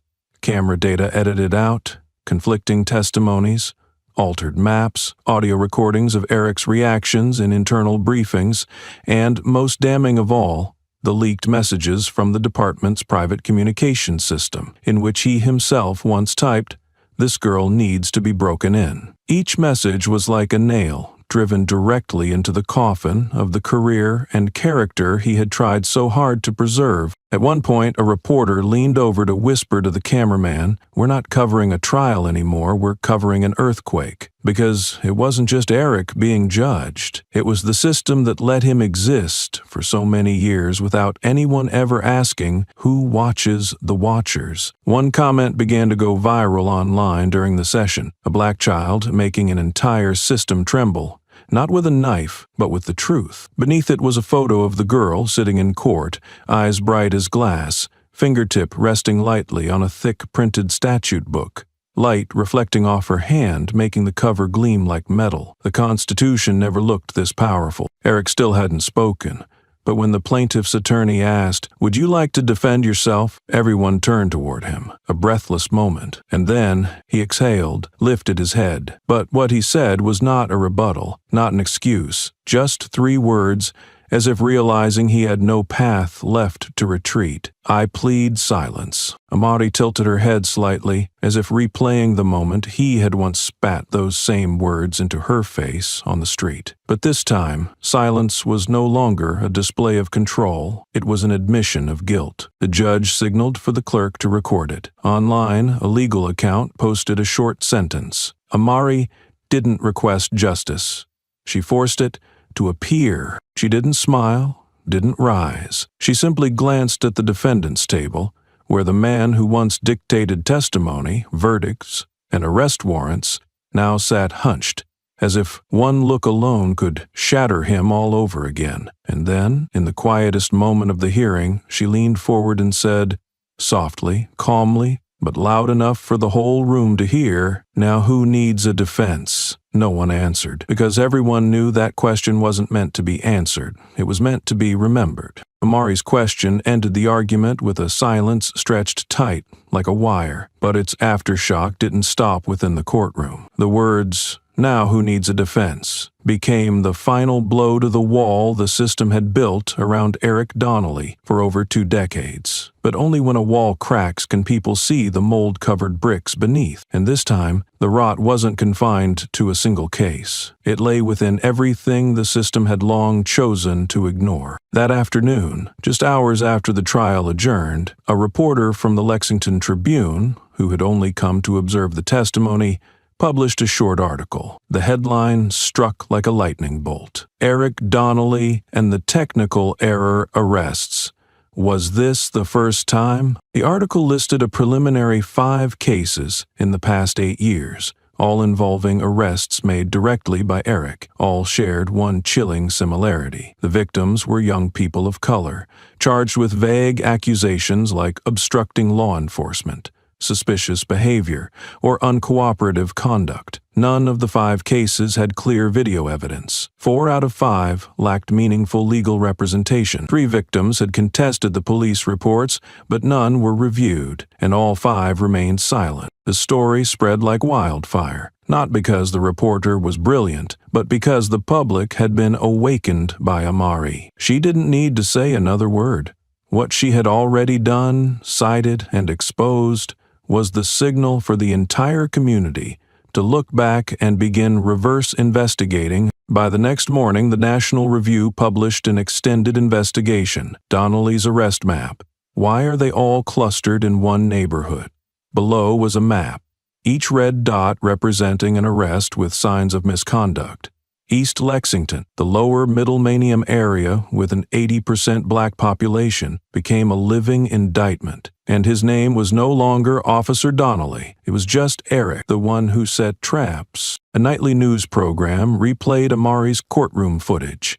Eric forcing the girl's head onto the hood, the books scattering, his snarling voice. The host asked, if that camera hadn't been there, if she hadn't known the law, would we be here discussing a legal victory, or would we be processing a conviction no one ever questioned? That question cracked something open in viewers' minds. They started asking, how many cases like this have there been? How many times did we fail to listen because the speaker didn't have a voice loud enough to reach the courtroom? On social media, the hashtag #RememberTheOthers began to trend. Beneath it were the names long forgotten. A boy named Lamar, arrested for looking around too much while waiting for his mother outside a pharmacy. A girl named Tasha, handcuffed for suspicious behavior just because she was reading a book on the sidewalk. A homeless man whose ribs were broken, the report read. Self-inflicted injuries during restraint. All three were arrested by Eric Donnelly. Amari didn't share any articles. She didn't post any emotional status updates. She sat in the old room,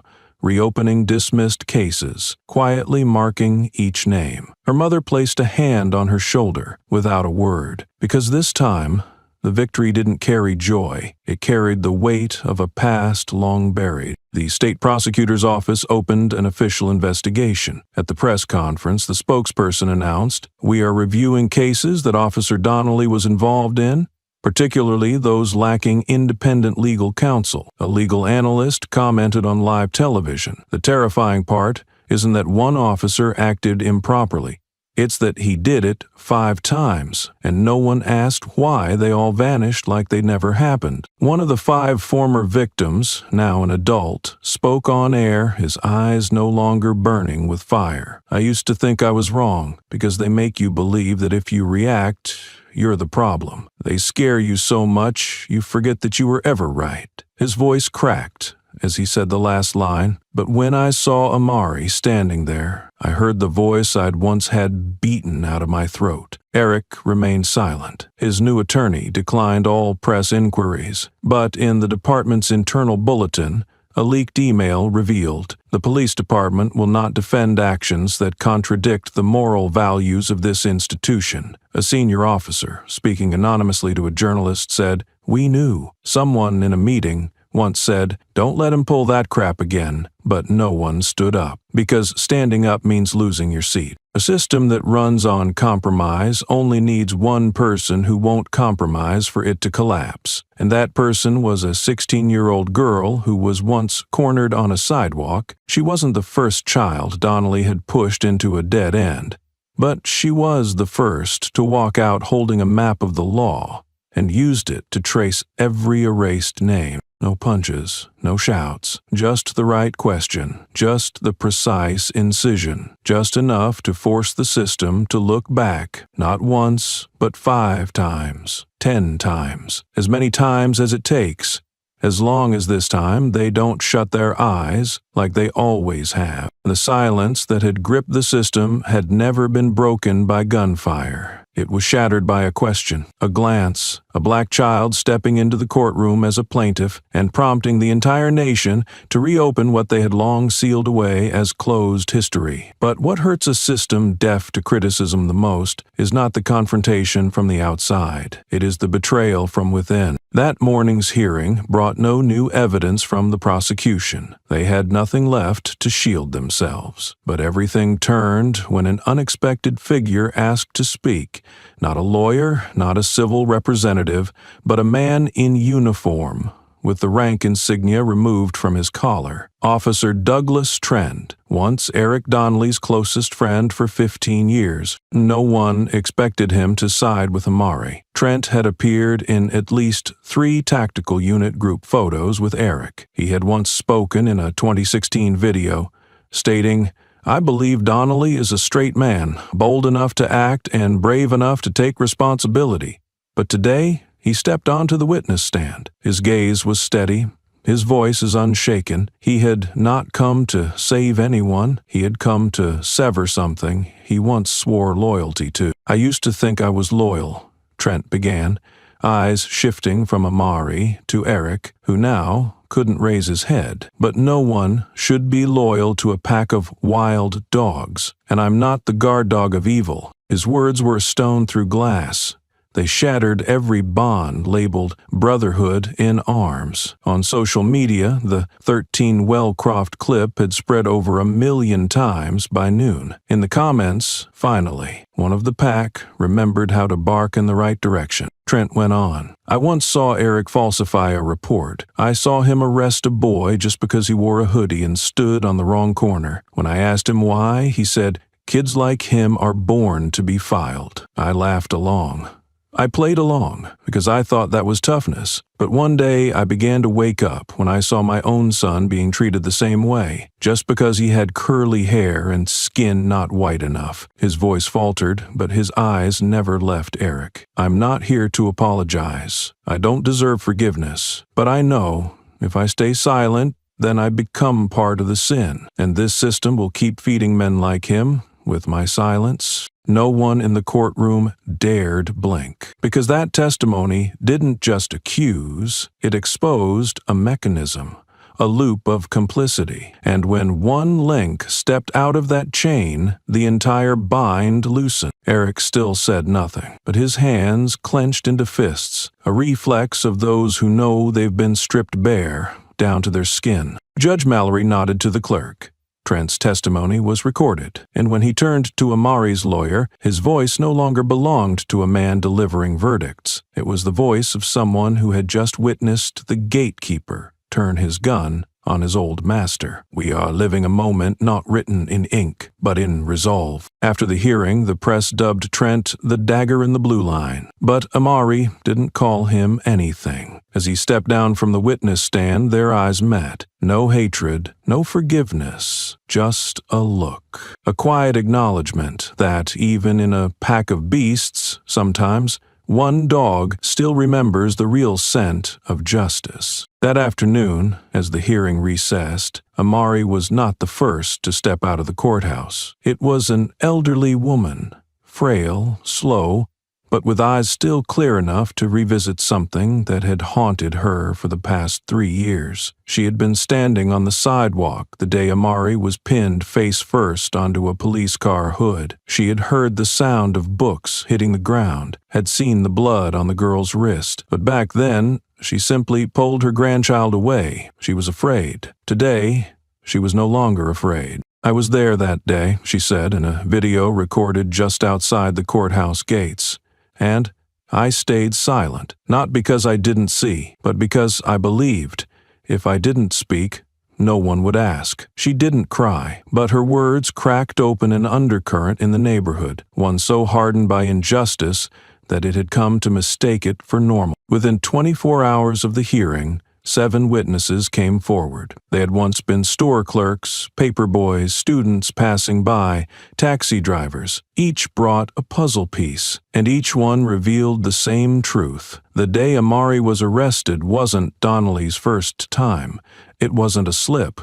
It was part of a pattern, a habit nurtured by collective silence. Even more striking, the first to launch the reverse investigation wasn't a journalist. It was a group of high school students from the very school Amari once attended. On their internal network, they posted a map of the area, tagging spots where random searches, stops, or arrests of students had taken place without cause. Under each red mark was the caption, "We were here." A movement began from there.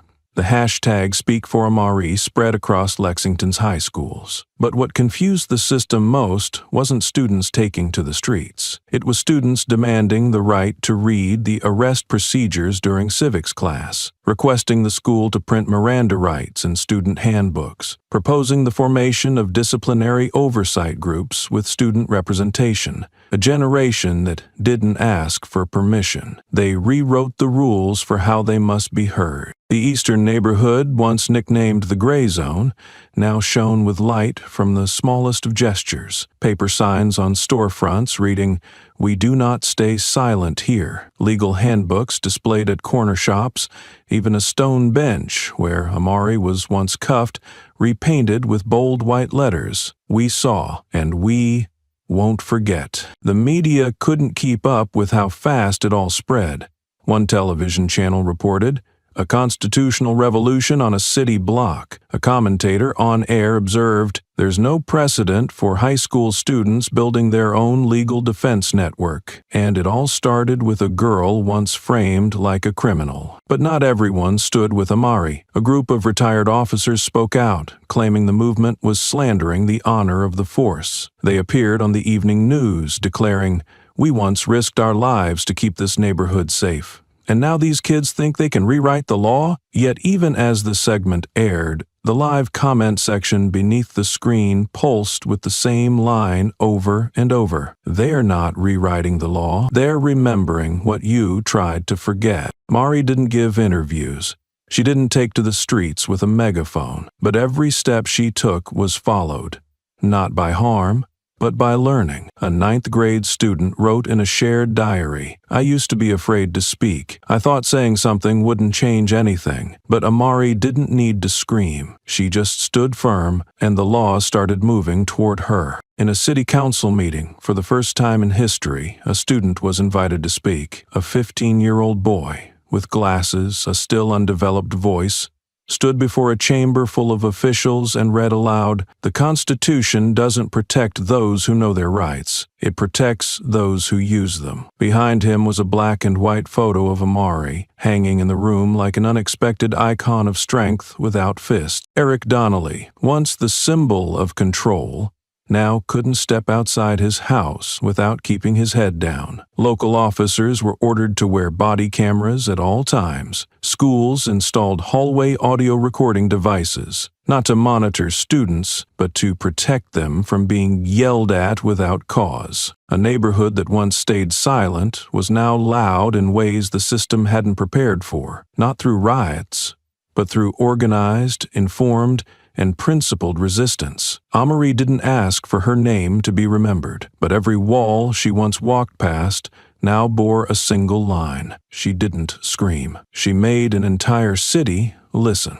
When Amari stepped onto the steps of the Capitol, there was no escort, no red carpet, no ceremonial fanfare like that usually reserved for witnesses at a congressional hearing. There was only her, a white shirt, hair tied in a high bun, a thick folder slung over her shoulder, eyes neither lifted in awe nor lowered in humility, but steady, like a straight line drawn across an unedited constitution. She had been invited to speak before the Senate Judiciary Committee. The topic, legal rights for youth and the limits of self-representation in the criminal justice system. A long, dry phrase that few would care about, if not for the name attached, Amari Bennett. And it was she, with a presence that required no introduction, who turned a subject once reserved for scholars into a moment the entire nation was forced to reconsider. At that same time, in a local prosecutor's office, the man who had signed the arrest warrant for Malik Bennett, her father, was now under quiet internal investigation. No press, no cameras. But the eyes of those he once called teammates now bore into him. They said nothing, yet their silence carried a shared verdict. The man who had once led a wrongful prosecution no longer had the standing to lead anything. A newly hired clerk, after handing him a document, didn't bow or greet as before. She simply said, clearly and without tremor, "We need your signature, not your argument." A grizzled veteran walked past the corridor and placed on his desk an old, wrinkled criminal code book, the same one he once cited to justify a wrongful conviction. On its cover was a handwritten note. "If you once used this to destroy someone, maybe it's time you relearn how to read it line by line." Meanwhile, on the campus of a law school in Philadelphia, a group of students hung white banners across the hallway, each bearing a line from Amari's yet-to-be-released testimony, leaked just hours before the hearing. The most striking read, "The legal system is not broken. It works exactly as it was designed to make someone voiceless." A photo of that banner spread at lightning speed. A veteran attorney who had once dismissed Amari on a talk show was suddenly dragged across the internet.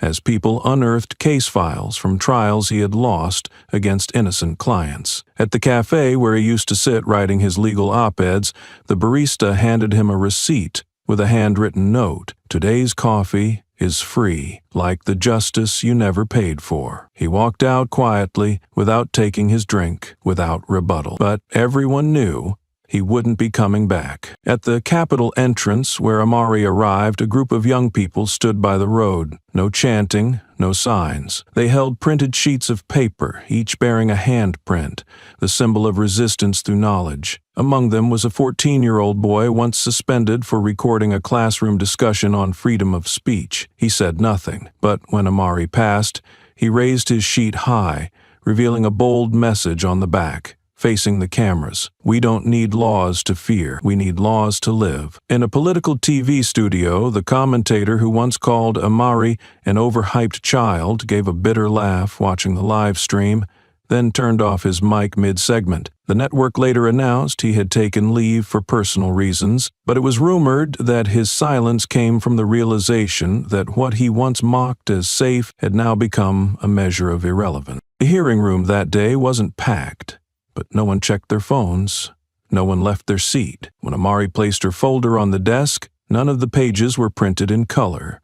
No graphics, no executive summaries tailored for politicians. Just black and white copies. Questions once denied in interrogation rooms. Statements never recorded in transcripts.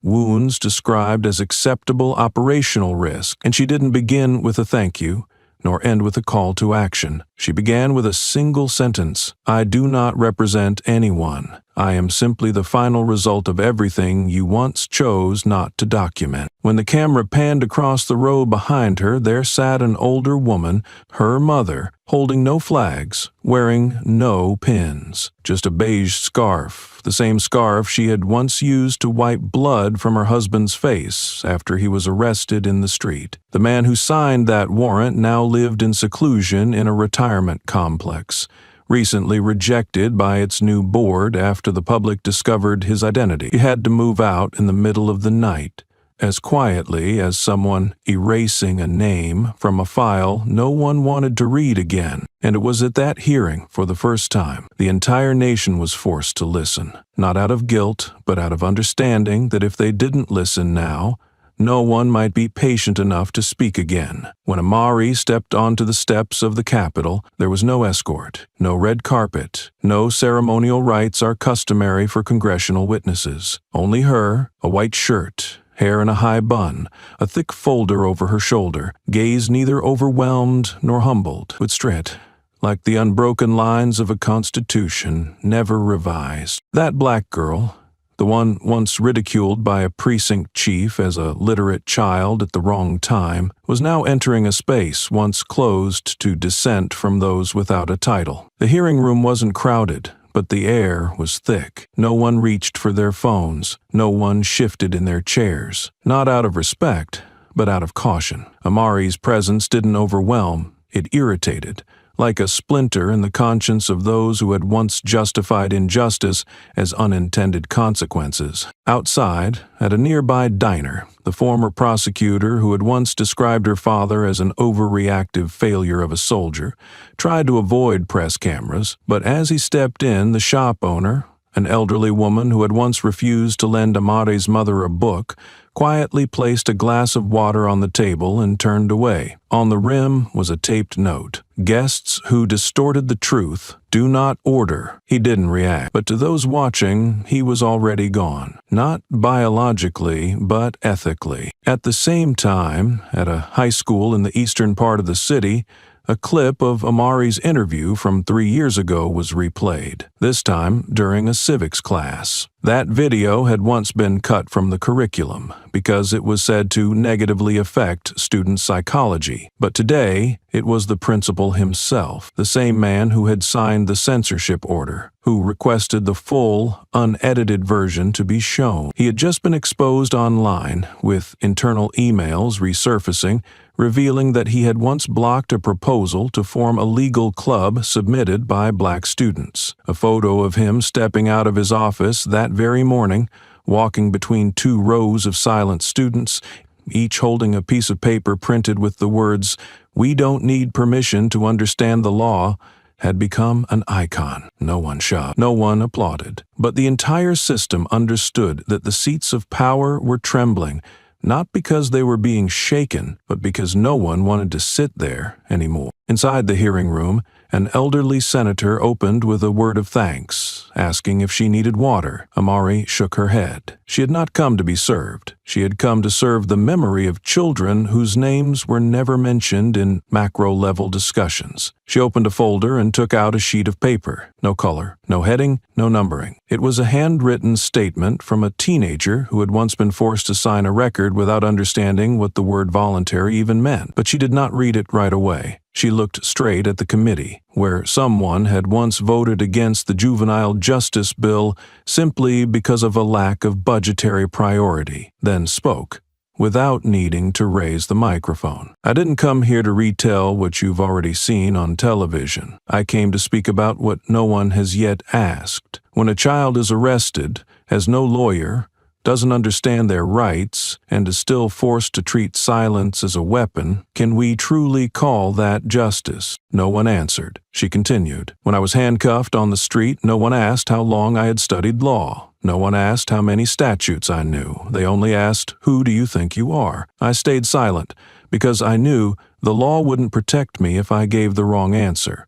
And even if I gave the right one, they wouldn't believe me." A committee member frowned, preparing to interrupt. But Amari raised her hand, not arrogantly, just firmly. "I will not take more than 3 minutes." She flipped to a second sheet, her voice steady and cold. "In 13 states, minors are not allowed to refuse a court-appointed attorney, even if that attorney does not understand the case. In 20 states, the right to self-presentation is not granted to anyone under the age of 16, even if they have the knowledge and qualifications to do so. And in all 50 states, not one has a clear statute ensuring that minors fully understand the legal consequences when they are detained on the street." A female senator's hand hovered over her pen. The tip never touched the paper. Amari looked up, her gaze free of resentment. Only truth remained. "I'm not asking for more laws. I'm only asking that you reread the laws, not to save me. I've already saved myself, but to save the children who have no microphone, no live stream,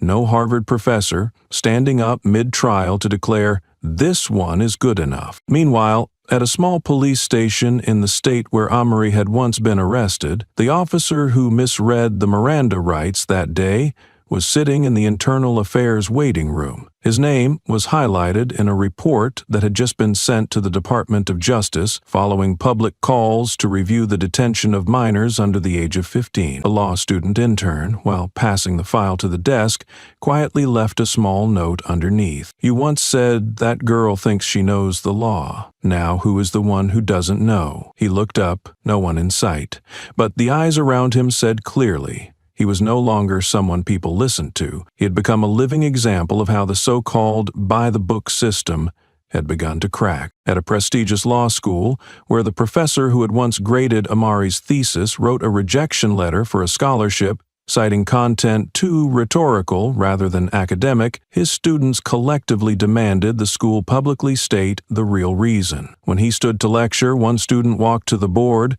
and wrote a quote from the hearing. "If you answer wrong, they will attack. If you answer right, they will not believe." The professor put down his chalk.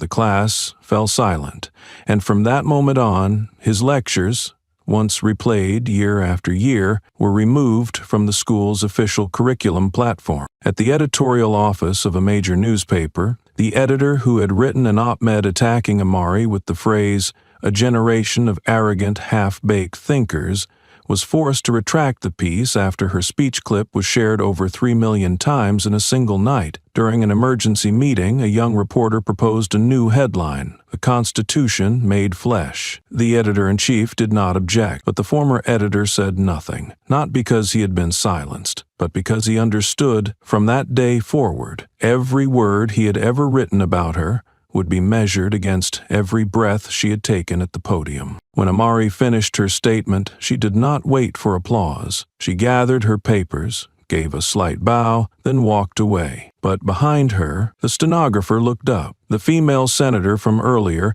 hastily scribbled a note, and the oldest member of the committee placed a hand over his heart as she left the stand. In the history of congressional hearings, never had a teenager stood there and left the entire committee without a question. But Amari had no need to silence them. She only needed to make them remember that if some things are never amended, then no one will ever again be called a lawyer, only a witness to cruelty too afraid to name it. That afternoon, Mary's house was bathed in a quiet light from a cloudless sky. Her mother was watering the plants when the doorbell rang. The sound itself was unremarkable, but something made her pause, a familiar intuition, like the lingering scent of gunpowder in memory. When she opened the door, the man standing there did not state his name. He wore no suit, offered no title, just a tall figure in a faded canvas coat, holding a thick envelope in one hand, bound in worn leather with frayed edges. "For the girl," he said, his voice hoarse like someone who had swallowed dust and wind for many years. He did not wait for an invitation,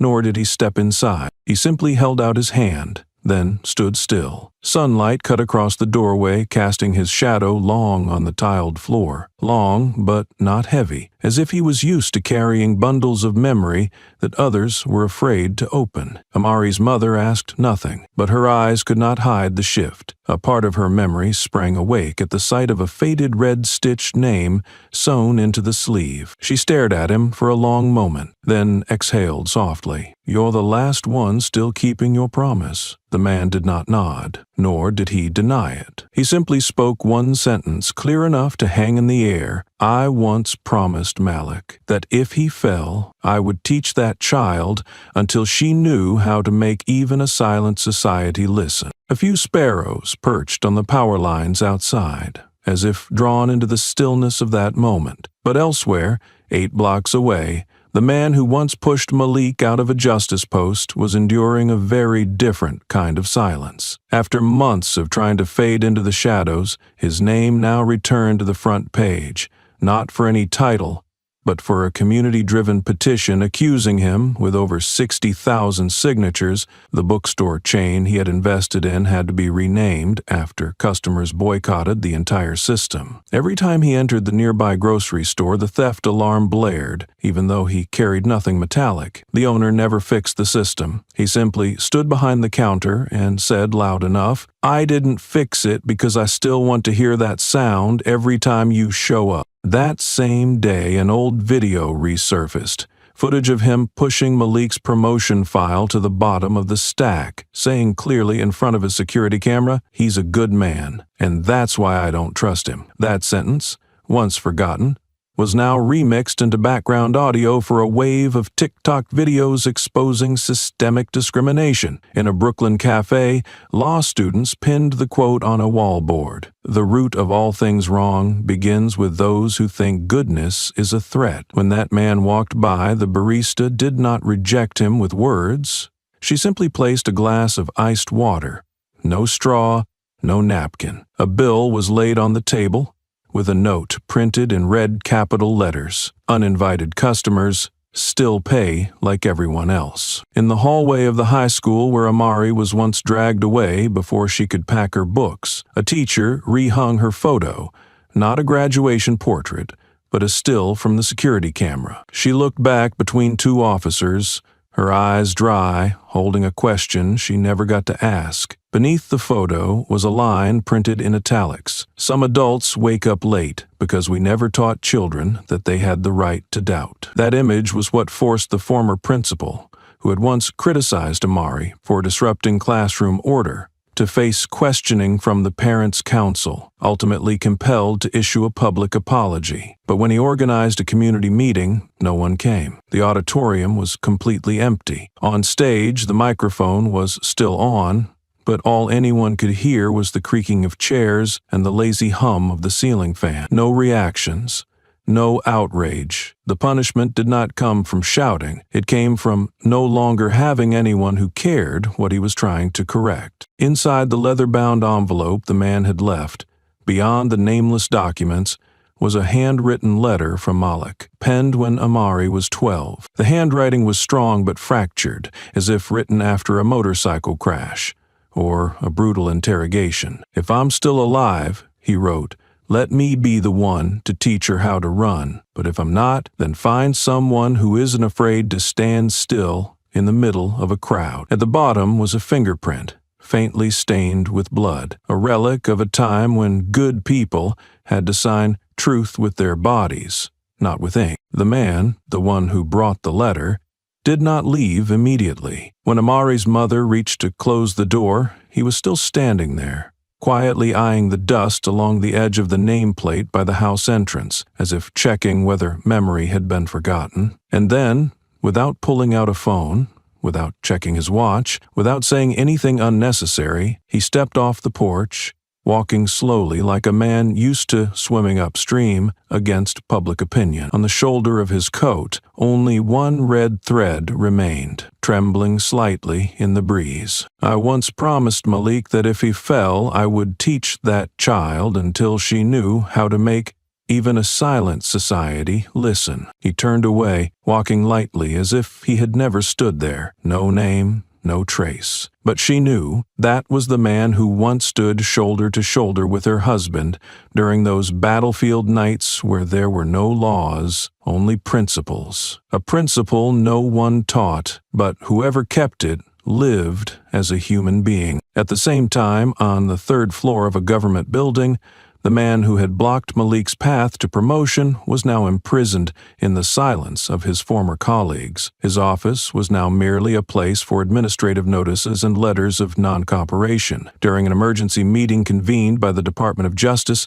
a 5-year-old video was replayed. He brushed Malik's file off the table, coldly stating into the internal surveillance camera, "We don't need people who think. We need people who obey." That statement, once overlooked, had now become the soundtrack to a series of videos exposing blind obedience within the system. A highlight reel of the meeting was released within the hour, accompanied by the hashtag "We don't obey anymore." At the familiar bookstore he had once used under the guise of supporting education to cleanse his reputation, staff quietly replaced all category signs. The law, society, civics section became resistance, memory, redefinition. When he entered, no one stopped him, but the librarian silently pointed toward the restroom, where black ink was scrawled across the white tiles. "Here, those who strangled others' futures are not allowed to purchase dreams." He left without buying anything, but someone had already captured that moment, and the next morning, the photo of him frozen among the bookshelves was shared online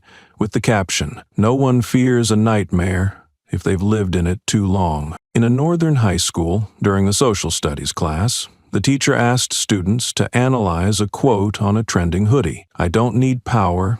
I need memories uncorrupted." Under the podium, students took turns recounting when they first heard Amari's name. But at the back of the room, a white student raised their hand and asked, "What about the one who erased her father's legacy? What happened to him?" The class fell silent. The teacher didn't respond. But outside, in the hallway, a new sheet appeared on the bulletin board. His photo, with a note in red ink beneath it. "No need to arrest. Only need no one to believe." The students were speechless, and that's how justice entered education, not through symbols, but through consequences. At that very moment, Amari returned home an hour later. Ink still stained her hand from that morning's work, where she and her small team were building a legal self-defense system for students suspended without cause. She had just helped an 11-year-old girl write a response form to request a parent meeting when she received a short audio file, an anonymous threat, an old man's voice, deliberate. "If you don't teach those kids to shut up, one day you'll be silent forever." Amari didn't call the police. She simply stored the file on a hard drive, locked in a safe next to her father's case file, where every bruise was marked with a time stamp Every ignored injustice struck through with black ink. When she entered the house, her mother said nothing, just handed her a bundle of papers. No explanation needed. Only her mother's eyes, eyes that had seen war, buried friends who believed in something called honor restoration. She opened it, and inside was a stack of pages, not documents, but notes. Hundreds of loose sheets, numbered, underlined, written in 2 ink colors. Red, things not to be forgotten, and black, things to be used in dialogue with what is wrong. On the first page, there was only one line. When you finish reading this, you will know how to make the law no longer a fence, but a blade. Mari was still for a moment. She didn't need to ask who wrote it. She recognized the handwriting, not her father's, but the person who had sent her exercises by post for 3 years, under the name of a support center for disadvantaged students. Someone she had never seen, someone she once assumed was a shadowed professor, but in fact, just an old soldier keeping his promise. Someone who didn't need gratitude, only to see her stand strong. When Harvard sent the admission letter along with a full honorary scholarship, Amari was not surprised. Not because she was arrogant, but because she had seen it coming, as every decent system must correct itself when questioned in the right place. Inside the envelope was also a handwritten letter from the university president. The penmanship careful. We need people like you, not to be exemplars, but to safeguard the roots of what has been forgotten. Amari read it, folded it neatly, but did not respond right away. She placed the letter on her desk, next to overturned verdicts, next to messages from students who had been denied legal counsel. Beside a handwritten line in red ink, intellect is not for winning, but to ensure no one loses. In another district, in a tin-roof room, light from the only phone illuminated the face of a middle-aged man who had worked in the system for nearly 20 years. Now scrolling through the evening news, his face, once cold as he read out arrest warrants, now appeared in memes. Self-destructing cop, thick skin can't mask a live stream, achievement, 2 minutes of fame, a lifetime of disgrace. The comment flood was like a dirty waterfall. He thought he had deleted all his accounts, but somehow people still found him. A clip of him once shouting at the girl, his voice haughty, his face stone cold, was now remixed with music, shared over 4 million times. The kids called it the anthem of shamelessness. And he, in every new online definition, was no longer a retired official, but a parasite of honor. On a brightly lit billboard in the city center, a new sign was hung. Not a warning, but a declaration. Not everyone in power knows right, but those who fear asking questions will always be wronged. Below it, Amari's name appeared in small but sharp font. He passed by only once and never returned, not out of shame, but because when he tried to pull out his wallet to buy coffee nearby, the cashier, a part-time college student, left the amount field blank and typed into the machine, "This shop does not serve those who signed wrongful arrest orders." At a national education summit held in the Capitol, a young delegate stepped on stage and began a speech. "I'm not here to tell my story. I'm here because someone once wrote this in a letter. If you don't stand up, no one will see who's sitting in the wrong seat." The entire hall applauded. The camera panned across the guest rows, landing precisely when the internal affairs officer, who had defended the cop's actions, bowed his head to dodge the lens. That clip was cut, censored from the official broadcast, but the original live stream remained, and by morning, it had climbed to number 2 on the national trending chart. A small independent publishing house quietly reached out to Amari, offering to compile a resource titled Forms of Citizenship Denial, Practical Experiences for the New Generation. She hadn't replied yet, but her story had already been included in a pilot curriculum at 3 high schools, including the one that once denied her the right to speak when she was in 11th grade. Now, that very principal had to sign off on the new curriculum, where a bolded line read, "Education is not to teach students obedience,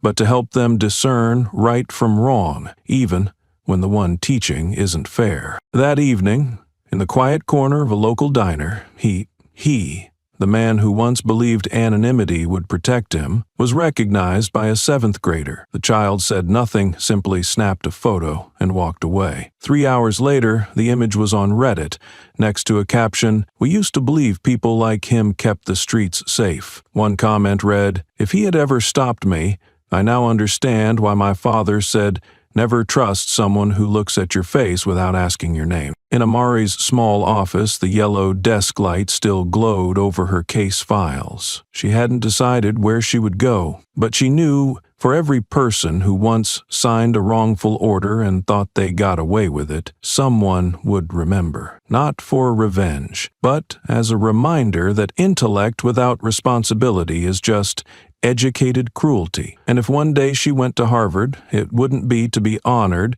but to dig deeper into the question, why do those who know the most remain silent the longest? Marie read, folded carefully, but didn't reply right away. She placed the letter on her desk, next to overturned verdicts, next to messages from students who had been denied legal counsel. Beside a handwritten line in red ink, "Intellect is not for winning, but to ensure no one loses." The following week, she appeared at a press conference for the Lawyers for Civil Justice organization. On a small stage, among journalists, there was only one mic, no network logos.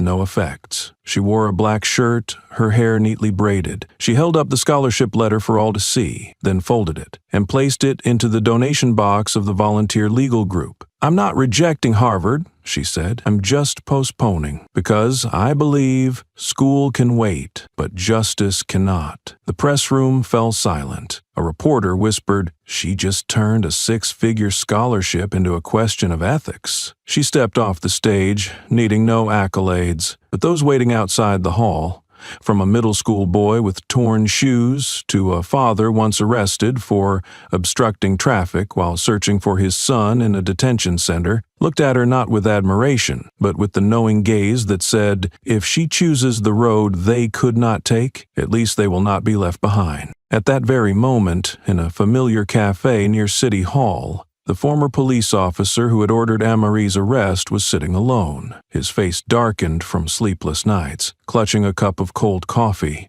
he tried to blend in, but no one looked at him as normal anymore. The server stared straight into his eyes while placing down the glass of water without a single greeting. The receipt had a handwritten line in red ink, "We do not serve old power." He stood up, left cash behind, but as he reached the door, a group of young students walked by, stopped, and turned on their phones, filming him. No words were needed. They simply held the screen to his face, playing the clip of Amari leaving the courthouse, walking between 2 rows of silence, the very clip he once believed would be forgotten. Now it haunted every step he took. Elsewhere, someone shared a scan of the Harvard letter addressed to Anne-Marie on social media, with the caption, "This is not an admission letter. This is a license for someone brave enough to stand up." Comments beneath included hundreds of stories from people who had been denied lawyers, fined for a suspicious walk,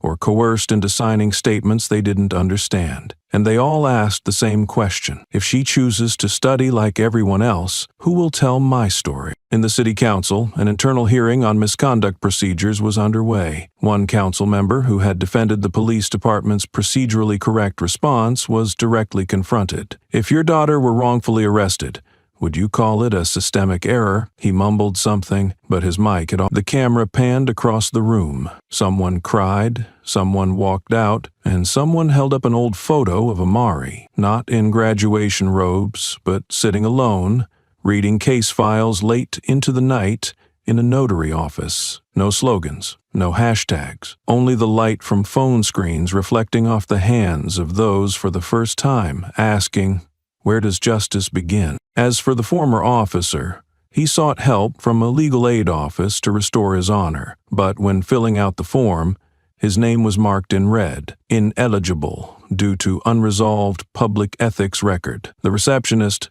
didn't kick him out, but in her eyes was a mix of indifference and pride, almost as if to say, "I've read too much to still believe in redemption without humility." He left in silence, not out of shame for the first time, but he realized no one in that room saw him as the center of the story anymore. The next day, newspapers said little about the event, but on community television, a short segment aired repeatedly, lasting exactly 27 seconds. Just a video of Amari walking out of the press conference, passing through rows of quiet people. No applause, no flowers, but each step she took stamped the truth. People are not waiting for miracles. They're waiting for someone willing to reject privilege, so those who never had it don't feel invisible. And just as she passed that hallway, a woman of Asian descent stood silently in the corner, holding a stack of files, tears running without a sound. As Amari walked by, the woman nodded just once, then turned away. But anyone watching understood it wasn't a greeting. It was recognition from someone who had once lived in silence, now seeing hope in the flesh,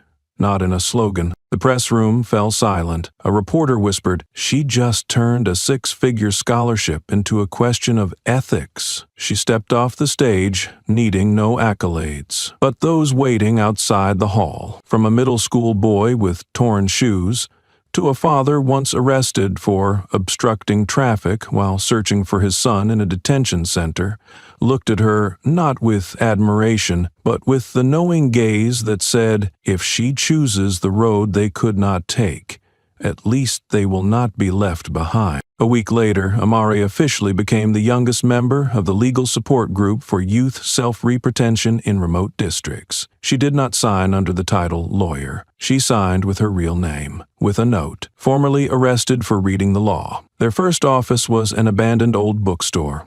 The walls still bore cracked paint. The shelves remained empty, but on the glass door, written in marker, someone had scrawled in large letters, "This is not a law office. This is a classroom for a society that once failed." Amari came there every morning. Each day, someone knocked, a child who didn't understand their rights, a mother who had signed a statement without reading it, a young man expelled from school because no one could prove he wasn't trying to insult the police. He was merely asking, "Am I allowed to ask?" She listened. She taught. She did not teach people to become lawyers. She taught so no one would ever again be tricked into thinking they didn't have the right to speak. 5 blocks away, inside the small headquarters of the Department of Internal Affairs, a new internal bulletin was posted every morning. Each time Amari appeared in the media, one index column was marked in red, influence level beyond control. The Public Relations Office was instructed not to respond to journalists if asked about misconduct cases involving individuals no longer in the system. But even silence could not save some. The officer who had pinned Amari's forehead to a car hood the previous year was now just a name, stripped of pension for severely damaging the organization's image. He did not sue, he knew,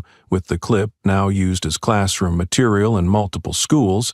Any defense would only highlight him further as an example of failure. A bakery chain in the city's east side unexpectedly changed its advertising slogan to "Morning Coffee and a Timely Question, Enough to Save a Life." The slogan did not include Amari's name, but everyone knew. A short video spread like wildfire. A 10-year-old child asked his mother in front of the bakery, "Did that lady save someone because she wasn't afraid of being arrested?" The mother, unaware the camera was rolling, just held her son's hand and said she knew she'd be arrested. But she also knew something bigger, that others would start believing in their own question. At a Bronx bus stop, a photo of the former officer was pinned to the community board, not as a wanted poster, but as a warning. This is the man who signed 12 wrongful statements, all victims under 18. Each time the notice was taken down, another reappeared, now with translations in Spanish, Creole, and Vietnamese. No one admitted to posting them, but no one dared to remove them either. In the barber shop at the corner, the owner, once a close friend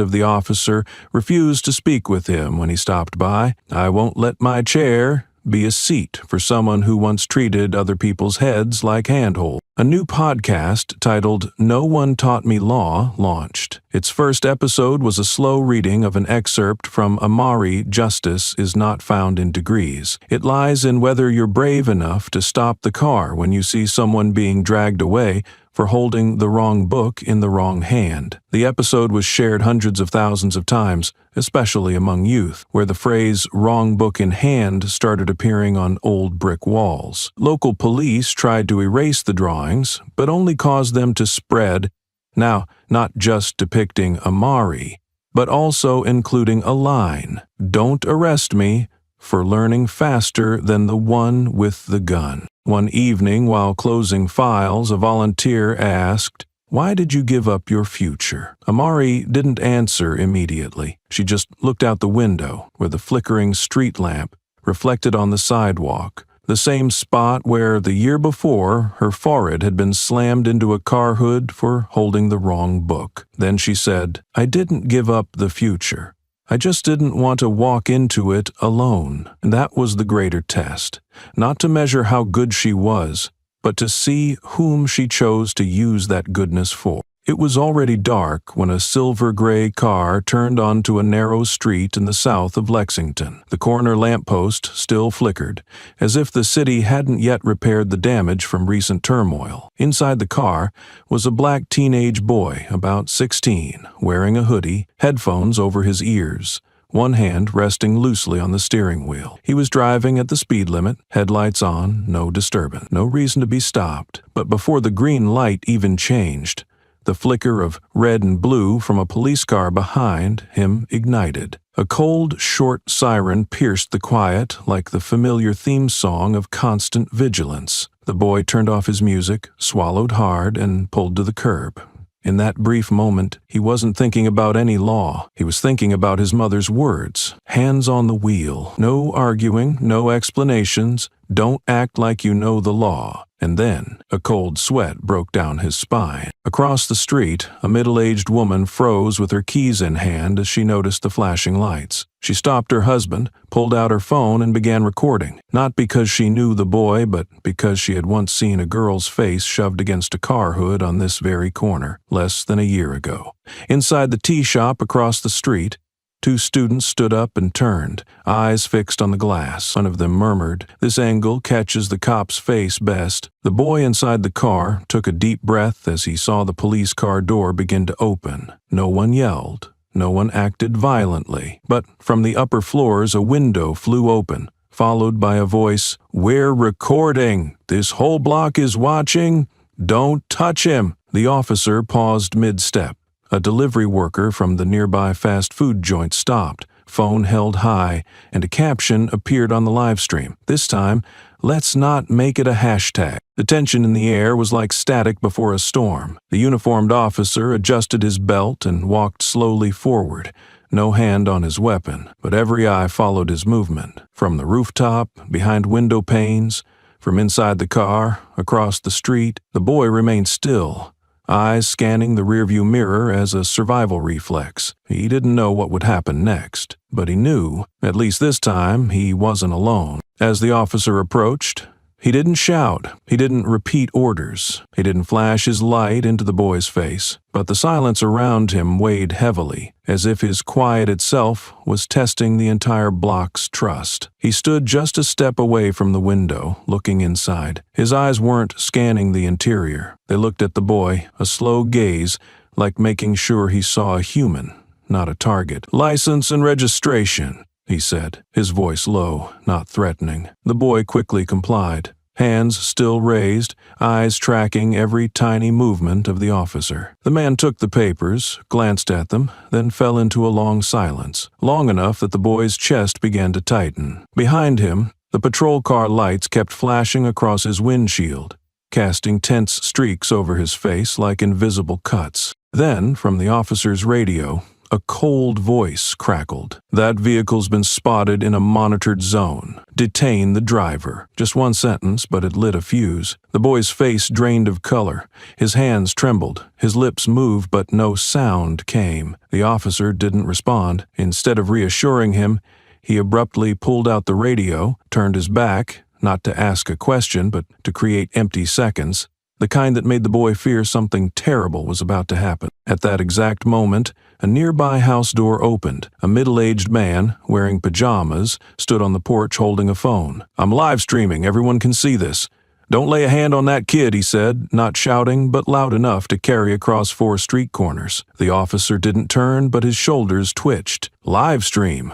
24/7. No more room for confusion. No more darkness to hide behind. A taxi behind them honked, then fell silent, as if the driver realized he had interrupted a moment he didn't belong in. The light from a laundromat sign cast everything into a surreal stage, where every tiny action became amplified into a haunting gesture. An elderly woman rose from a folding chair in her yard across the street, cane in hand, eyes like steel locked on the officer. She didn't speak, just stood there, a witness uninvited, but impossible to ignore. Just then, a black SUV parked at the corner, its blinkers still flashing. A white man stepped out, wearing a shirt embroidered with a government logo, pulling out an ID badge. "I'm an attorney. That's my brother in the car. If you continue this silence instead of following protocol, I'll call the Office of Civilian Protection." No one asked who he was. No one verified his ID. But his calm made the tension shift, as if invisible eyes were now preparing not for fear, but resistance. The officer lifted his head, exhaled slowly, and returned the license. But instead of walking away, he circled toward the passenger's side and glanced at a red duffel bag on the floor. "What's in the bag?" he asked, not commanding, but enough to send another wave of tension. The boy stammered, "Books and pencils for test prep." The officer didn't open it, but didn't leave either. He just stood there, as if waiting for some wind to flip a page of memory, or for a reason to act from instinct trained more in obedience than understanding. A black woman pushing a grocery cart passed by, an infant in her arms. She paused, said nothing, but her eyes sliced through the officer like a blade. As she walked on, someone touched her shoulder. A young student, also standing still, also watching the car. The crowd didn't gather, but person by person, eye by eye, phone by phone, they formed a silent chain. No chanting, no screaming, but the silence itself was the first crack in the familiar mask of authority. Another car slowed as it passed. A woman inside turned to look, her face taut. Across the street, inside a convenience store, a black child pressed his face to the glass, clutching his backpack, lips tight, as if witnessing a version of his future. The officer still said nothing, but a nearby parked car lit its interior, and the driver, a middle-aged man, pulled out his phone and began live streaming. On the screen appeared the caption, "Another one. Don't let this one be silent." The air grew taut, not from shouting, but from silence being recorded. A light breeze passed, rustling the old shop sign above the boy. The officer looked down at the license again, his gaze slow, but this time it met the boy's face. And what the boy saw wasn't anger. It was heaviness, the same weight Amari had carried when she stood alone in court. Behind him, a teenage voice rang out, trembling with anger. "My mom said not to go to night classes because of people like you." The words weren't loud, but they made those nearby turn. An old woman nearby said nothing, just tapped her cane 3 times against the pavement. The sound echoed like an old drum beat, one strike at a time, summoning the memories of those stopped for the color of their skin. The officer turned to look, his eyes meeting the woman's, then freezing, as he noticed the live-streaming woman had stepped out of her car. She didn't speak to him. She simply brought the phone closer to his face, and in the pale blue light of the screen, every wrinkle, every drop of sweat beneath his cap became living evidence. Across the street, a window on the 3rd floor of an apartment was slightly open. A white teenager, wearing glasses, quietly hung a handwritten sign over the balcony. "I used to stay silent. I won't anymore." The sign tilted in the wind, flipping back and forth, creating an effect like a warning light, not blinding but impossible to ignore. At the same time, from the far end of the street, the sound of an engine rumbled. A yellow school bus slowly rolled past. On its dusty windows, a few children pressed their faces close to the glass. One of them lifted a finger, wet with water, and drew a heart. The police officer happened to glance over, and his eyes wavered. Then he returned the license. No fine, no further inspection. He simply said one sentence, "Take care. I once knew a girl like you." The boy looked puzzled. The sentence came with no explanation, but when the police car turned around and its lights flashed across the rearview mirror, the boy saw the officer touch his chest pocket, where a faded plastic badge was clipped. Under the flickering light, just enough could be seen of the printed words, "Observational and Transformative Practice Program, Civic Self-Defense Organization." The boy started the car, but didn't drive off yet. His hands remained on the wheel, his gaze still unsettled in quiet confusion. Not because he was let go, but because for the first time, there was a right he didn't have to ask for. Somewhere else, in a small unmarked office, a girl was still typing. On her screen was a new form for students wrongfully detained during stop-and-search procedures. Outside the door, it began to rain. But inside,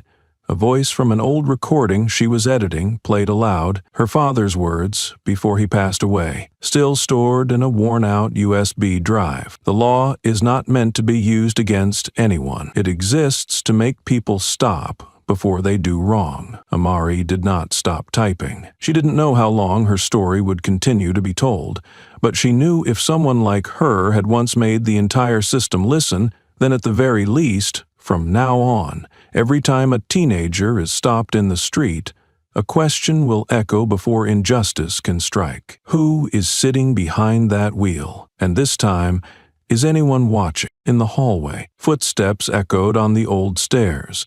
Not hurried but heavy. A middle-aged man in a mud-stained shirt carrying a stack of worn folders stopped in front of the glass door but didn't enter. His eyes scanned the girl's name taped to the corner of the desk as if to make sure this was the place he had to confront. A few minutes later, he quietly turned away. The door didn't creak, but behind him, the building's security had already called the administration office, not to assist, but to report that the man who was suspended the other day showed up again near the HR department. In another city, during an internal meeting at the police department, his name, that of a former mid-ranking officer, was brought up in a closed discussion, not for case handling, but as an example in the section titled Consequences of Media Fallout. The local station was broadcasting a clip from a live stream, showing him surrounded by a crowd, with every shout not aimed at one person, but at all those who continued to sign false reports, thinking no one would notice. A young female lieutenant slammed her coffee cup on the table,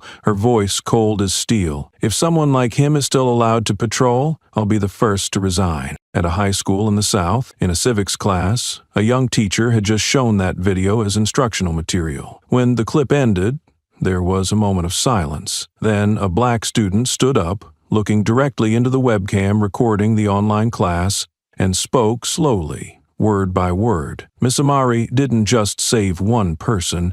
She showed us that cameras aren't for surveillance, they're for protection. If you place them in the right spot. That afternoon, social media exploded with the hashtag "The One Who Saw Me." Many people began posting old photos, moments when they had been stopped without cause, each reply tied to a short question. Back then, who was the witness? He, the man who once thought a single command could make a child tremble, now wouldn't leave home without a hat, not out of fear of being recognized, but out of fear of being despised. The usual coffee shop refused to serve him.